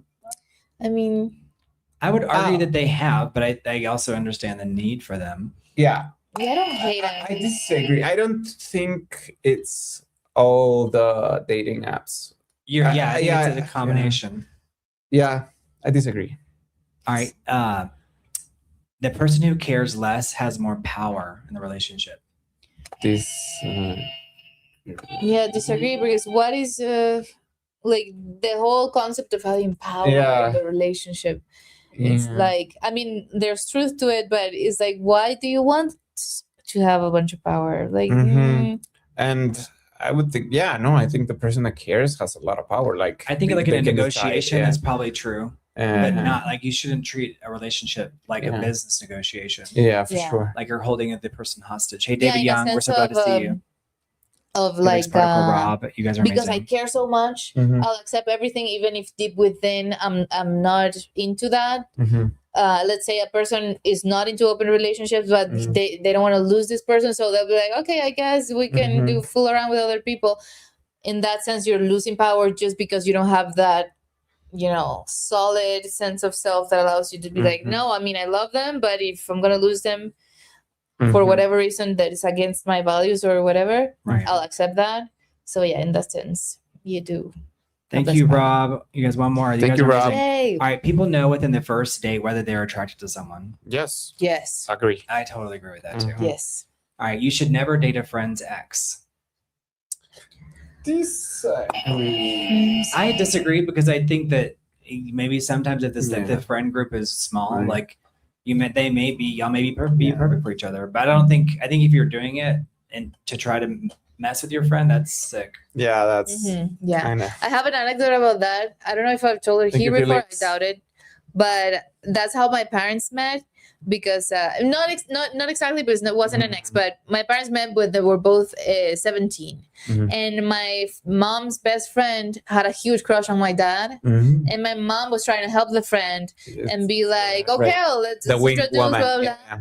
And so my mom, she was a little more extroverted, so she invited my dad over for the three of them to hang out. But this friend was so shy. So it was my mom and my dad talking all night and laughing and blah blah. Eventually, they just loved each other, and they were like, "Okay, I'm gonna do that." And the friend got so mad. But it's like, girl, it's your fault. You had the opportunity. The opportunity, and no one was dating them, like. And also, it was like love forever, because sometimes people can do that just for a fling, and it's like, okay, if you value the friendship more, just the fling more than the friendship, okay.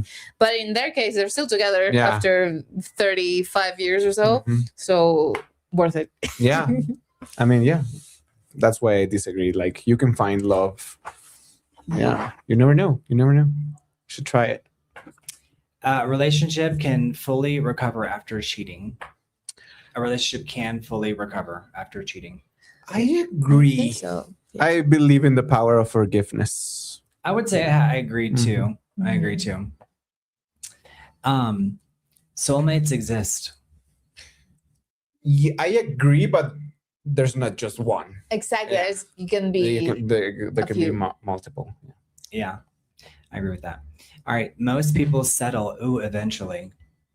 Most people settle eventually. Yeah, and I feel like there's like at some point, if you I didn't find an insane love of my life, but I want companionship.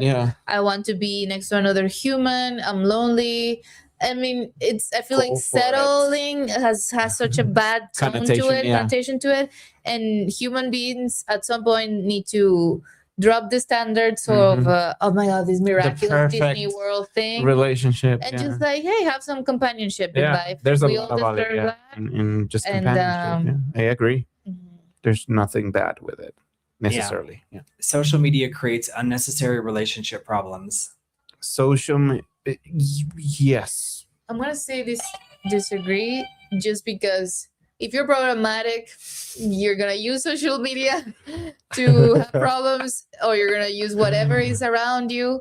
It's more like the person wants to create problems. What I think is like people use it as an excuse to create problems in their lives. But so yes, in a sense, it is created with social media, but it's not necessarily just social media. What do you think about the liking other people's pics and stuff? Just like, oh yeah, I follow the men that follow like girls that post a lot of bikini pictures and like them.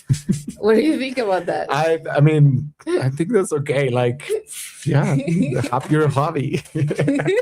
Hobby. That's the only hobby. I do. I love playing tennis. My boyfriend loves just like random girls. In some model pics. Yeah. I mean, All right. Name one thing worse than being ghosted. It's the buzzer game.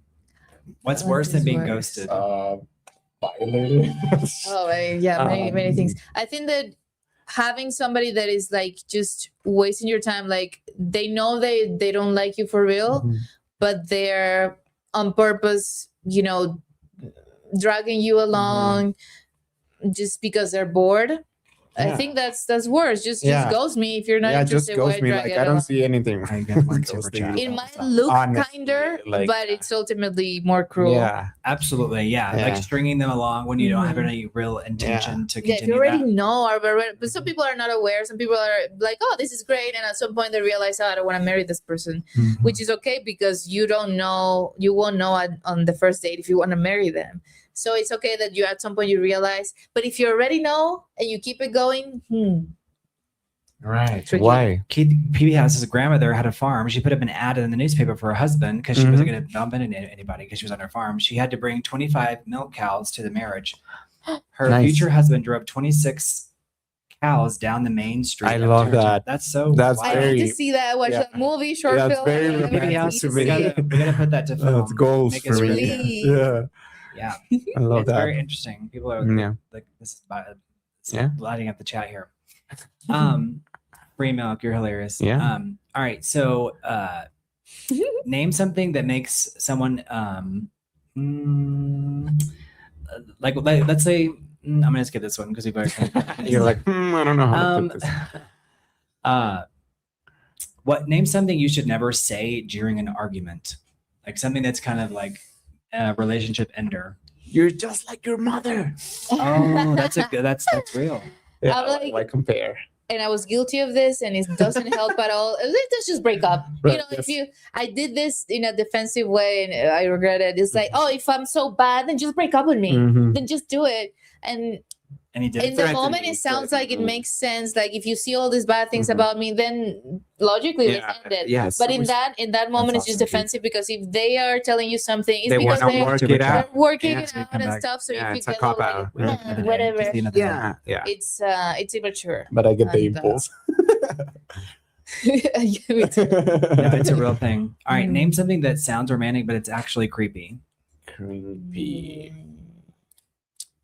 Yeah, I mean, for me, the public proposal, it's like, why are you putting them on the spot? Like, yeah, I wouldn't say it's creepy, but it's. I mean, it's creepy in the sense that that's just for you. You're doing it for you. You realize that, like, this is not for the other person. This is just you wanting attention. For me, that's how I see it. That's yeah. I kind of have that idea. Although I try to do mental gymnastics to justify the other person's behavior. But I think, I mean, maybe it's harmless. If you're both in on it, it can be fun. It can be a bit. It can be chat. But if you're trying to surprise them and like put them on the spot, I don't like that. You guys are about to wrap. I feel like so leave a super chat. This is kind of weird because I don't think anybody actually finds it romantic. But if somebody is kind of looking at your social media or whatever, studying you to know what you like, to prepare and say things spontaneously. The drama started that way. Like he's like, she's reading that book. I'm Googling that book. I'm seeing the, and I think it was cute in the movie, but in reality, he came forth. I'm sure you can find somebody that something that you generally have stuff in common. But do all that research. I don't know. There is it's kind of creepy. But I do see people finding it romantic. Right? But I was catching myself being like, if this person that I like did it, I'll be like, damn right. Detective, Mr. Detective. But it would be funnier if you like are upfront about it, like in the drama. At some point. At some point. I think that would be kind of cute. Like, that you know what, I did this, and that would be hilarious. You know what I've done is that sometimes you share songs with a person you're chatting, and Spotify doesn't just send the link of the song, sends the link of the playlist, and you see their profile. So that always scares me, right? When you're afraid to send a link because it'll send your whole life. So I have stalked their profile and see some public playlists that they didn't know they were public. And I kept going in because it shows, he added this song 3 hours ago, an hour ago, whatever. And one time that he was not responding to my text, so I went in and saw. I was like, he had never done this, and I was like, "Did he die? What is it?" And then I saw he added this song 3 hours ago. You're like, "Oh, he's alive." And I was genuinely relieved. I was like, "Oh, he's alive," because it was weird that so he would do too. that. But then I was like, "Hey, wait a minute. Why is he not texting? Why is he not texting me?" But I have been that creepy person, and also reading too much into it, being like, I recommend this band to him, and he just added it. He loves me. That's interesting. I haven't really had that experience, but I think that's like whenever people are kind of internalizing what you're saying to them, and you have some physical or visual evidence of that. That's interesting. What's something that couples fight about that is completely ridiculous? I think that when people fight about like kind of little tiny things, is usually there's a bigger thing. So let's say there's dishes. Somebody can generally find the dirty dishes annoying, but sometimes it's like, this represents how little you care about me. Like you don't care about keeping a nice space for us, but it's more like I need this reassurance that you care, that you love me, blah, blah, blah. And this, I'm going to nag about this. But in reality, what I'm truly saying is, hey, love me, care for us, care for our life. Amen. That's like there's like core desire or need that they're trying to get at. Yeah. Also, I've had friends that say their partner is depressed and they don't shower for a few days, or they are neglecting themselves in a way. They're treating her right, but neglecting themselves. And I'm like, do you see how he's neglecting you through himself, right? Because if he valued you that much, he would do certain things to be like, I don't want her to experience me being a little like stinky and all bad. So even if he's not doing any harm, like directly at you, it's still kind of neglecting you. So I feel like that's also. But do you think it's like a passive aggressive thing, or is it more like it's like they're truly? It's more like he's not caring about himself, so he has no ability to care about me that much. Also, yeah. And I would say, like hypothetical situations, like fighting about like the what ifs, like. Such a waste of time, like so bizarre. Yeah. So explain that. Have you had that happen? Like fighting about these hypothetical scenarios. Full imaginary scenario. Full imagine, like fighting on it. Like what? What are you talking? Like that hasn't happened. It's not like. But it could have happened, but it didn't. What do you mean? What are you talking about? Yeah, that's really frustrating. Yeah. Subscribing. All right, name something people do after a breakup that you see repeatedly. That you feel like it's like a common mistake. We kind of talked a little bit about like post breakup, which is like one of them is stalking. I also think like just being too down on yourself for like, because some people like don't recover. Like maybe they're not even stalking, but they're just like giving up on love. Yeah, just talking about it to everyone, like. Yeah, like because my ex, blah blah blah blah. Like, that's a good point. Yeah, I don't. And then they get back together. I've done that. Like, he was blah blah blah, and then I'm like, I love him. I'm back with him. Like, it's like I get it. You want to like, but do it with your close friends, with your family, with your therapist. Like, I don't care. Like, obviously, you're gonna say he's a villain. Like, I don't care. Yeah. Also, I'm the opposite. I'm like, it was me. It was all me. Yeah. These are the final 5 questions you guys wrote. This is it. Okay. All right. So you guys leave a super chat if you'd like to. Don't forget to like and subscribe if you want to see us live to have another day of the podcast. So name something people secretly judge their dates for. Like maybe it's not talked about enough. Maybe they talk about it privately. Like something that you're judging your date. Like you're judging like clothes. Like their clothes. Yeah. I feel like I need a stylist because I feel like if I didn't have, because I would just like wear like the same black shirt every day.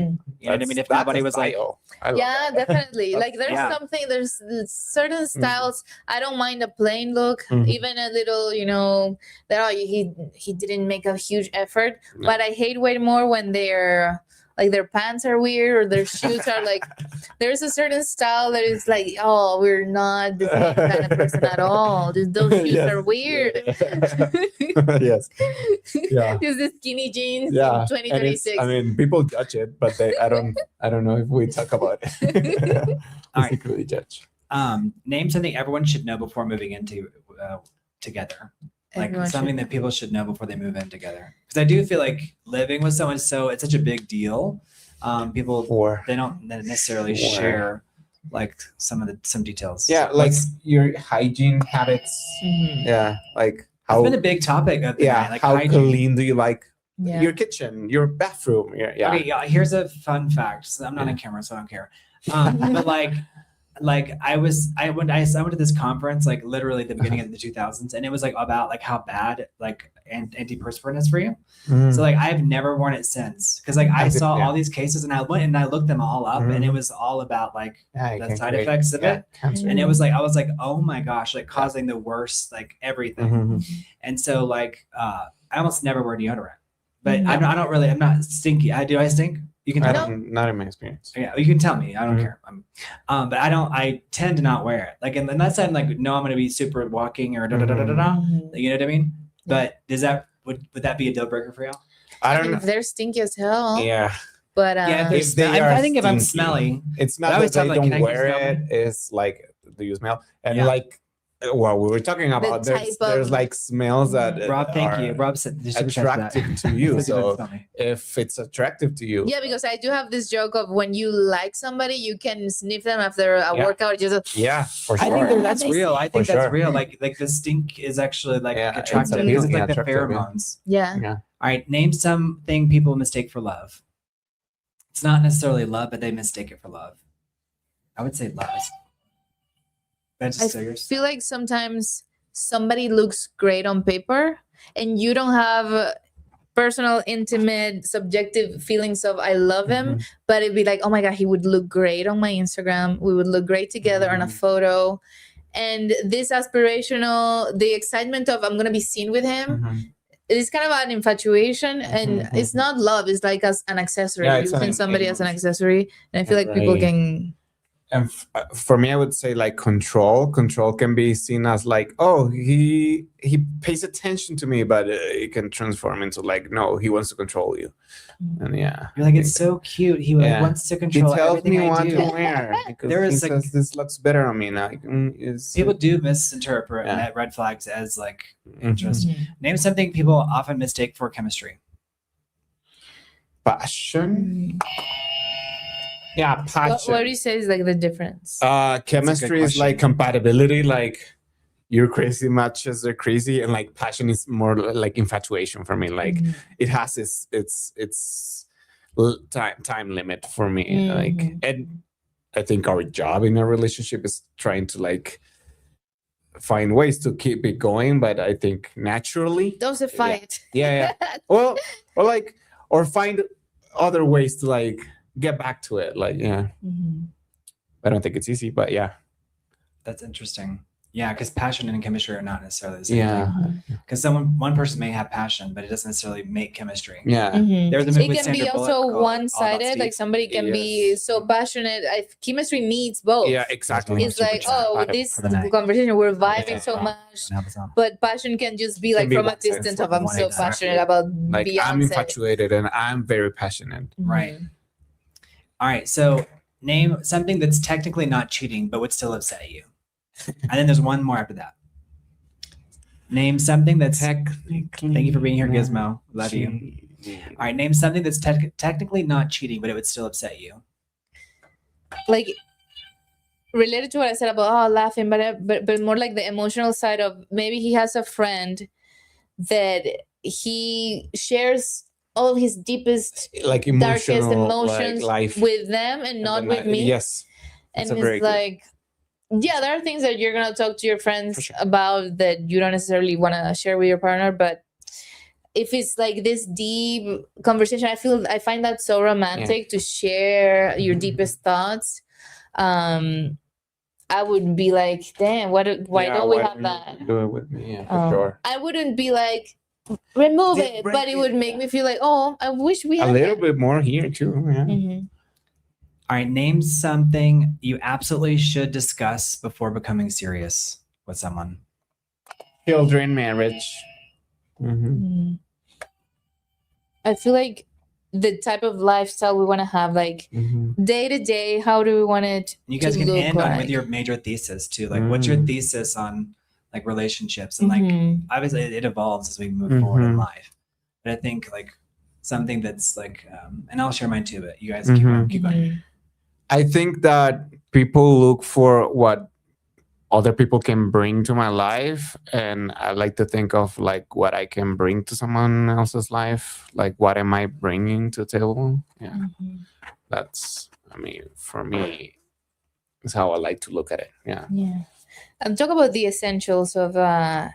Also, I know this is kind of corny, and I would go obviously deeper than that, but the whole love language thing. It can be very simplistic, but at the same time, it's like, well, how do you feel love? It's a great tool. How do you want me to show you love? Because I can show you in the ways that I find cool and interesting. And that will never work for you. Maybe you have this thing that you need that I'm just not maliciously not giving you, but just I don't know that that's so important to you.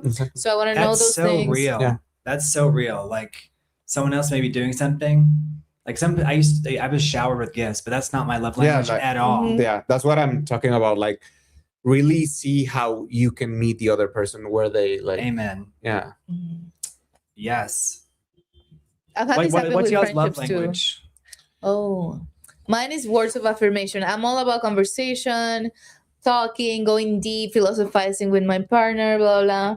And it has happened in friendships where they're like, oh, where I'm planning all of this. Well, I don't care about the plan. I care about how deep are we getting into the conversation, how much are we connecting. So that's my words of affirmation. And quality time. I want you to not look at your phone when you're with me. It's part of it. We're talking, we're hanging out together in the same space, not distracted with something else. Quality time too. What are the different love languages? Words of affirmation, quality time, gift giving. A friend has a joke like, mine is gift receiving. Gift giving, acts of service.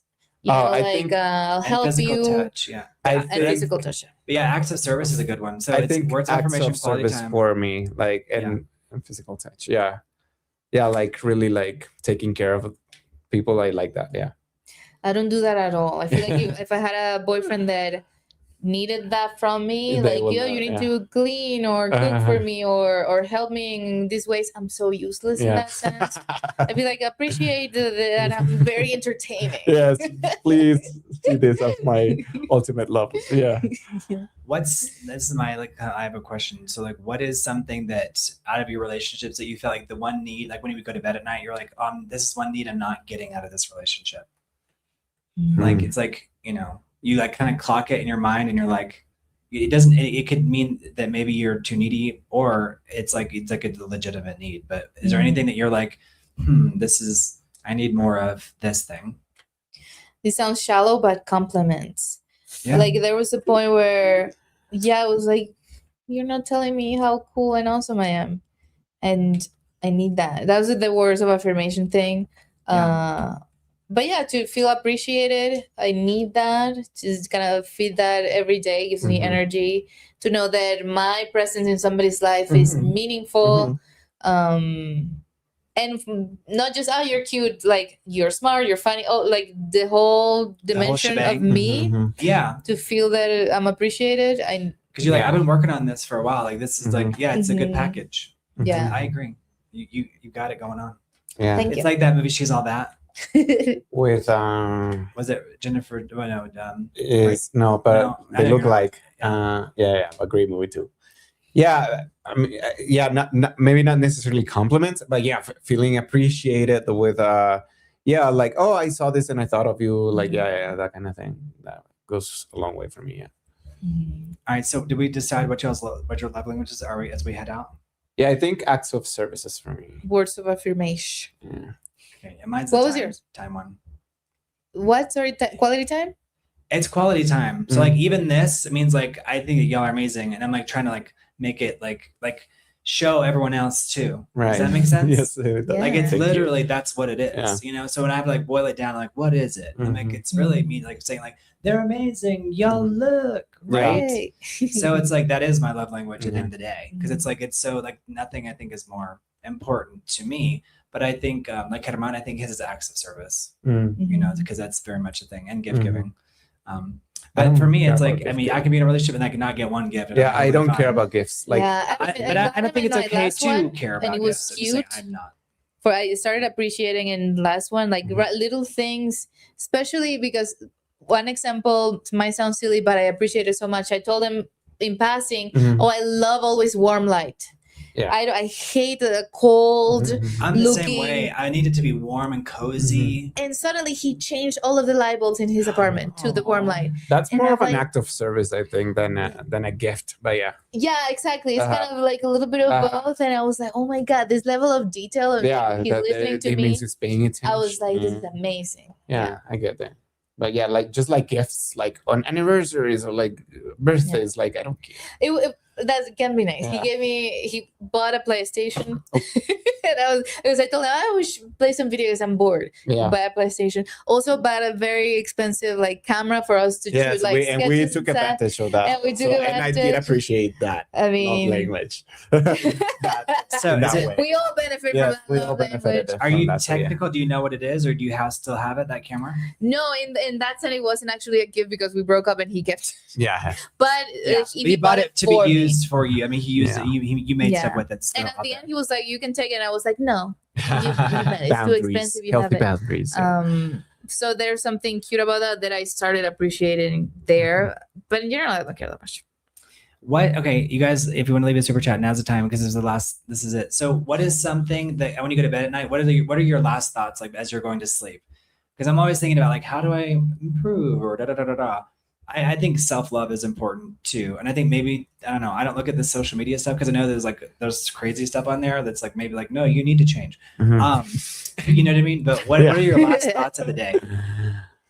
I go deep into like delusional. Is that too deep? And he's like, dang that. Like I'm like, No, I think because the days are so like your life is like a day. So Yeah. it's like you try to make the most of it. You try to squeeze as much juice out of it as you can, Yeah. and then Yeah. The thing is, for me, it's always like I have such an anxious brain, so it's always like, oh, I will send that email tomorrow as soon as I wake up. Like it's always stuff like that. Yeah, I go deep into. I wouldn't even call it self-love. Is like insane self-adoration that I purposely keep active. Like I gotta tell myself I'm amazing, I'm so smart, I'm a genius, I love my perspective, I love my voice, I love my face, I love my smile, because I'm always like I go to that extreme because I've been on the low self-hatred side.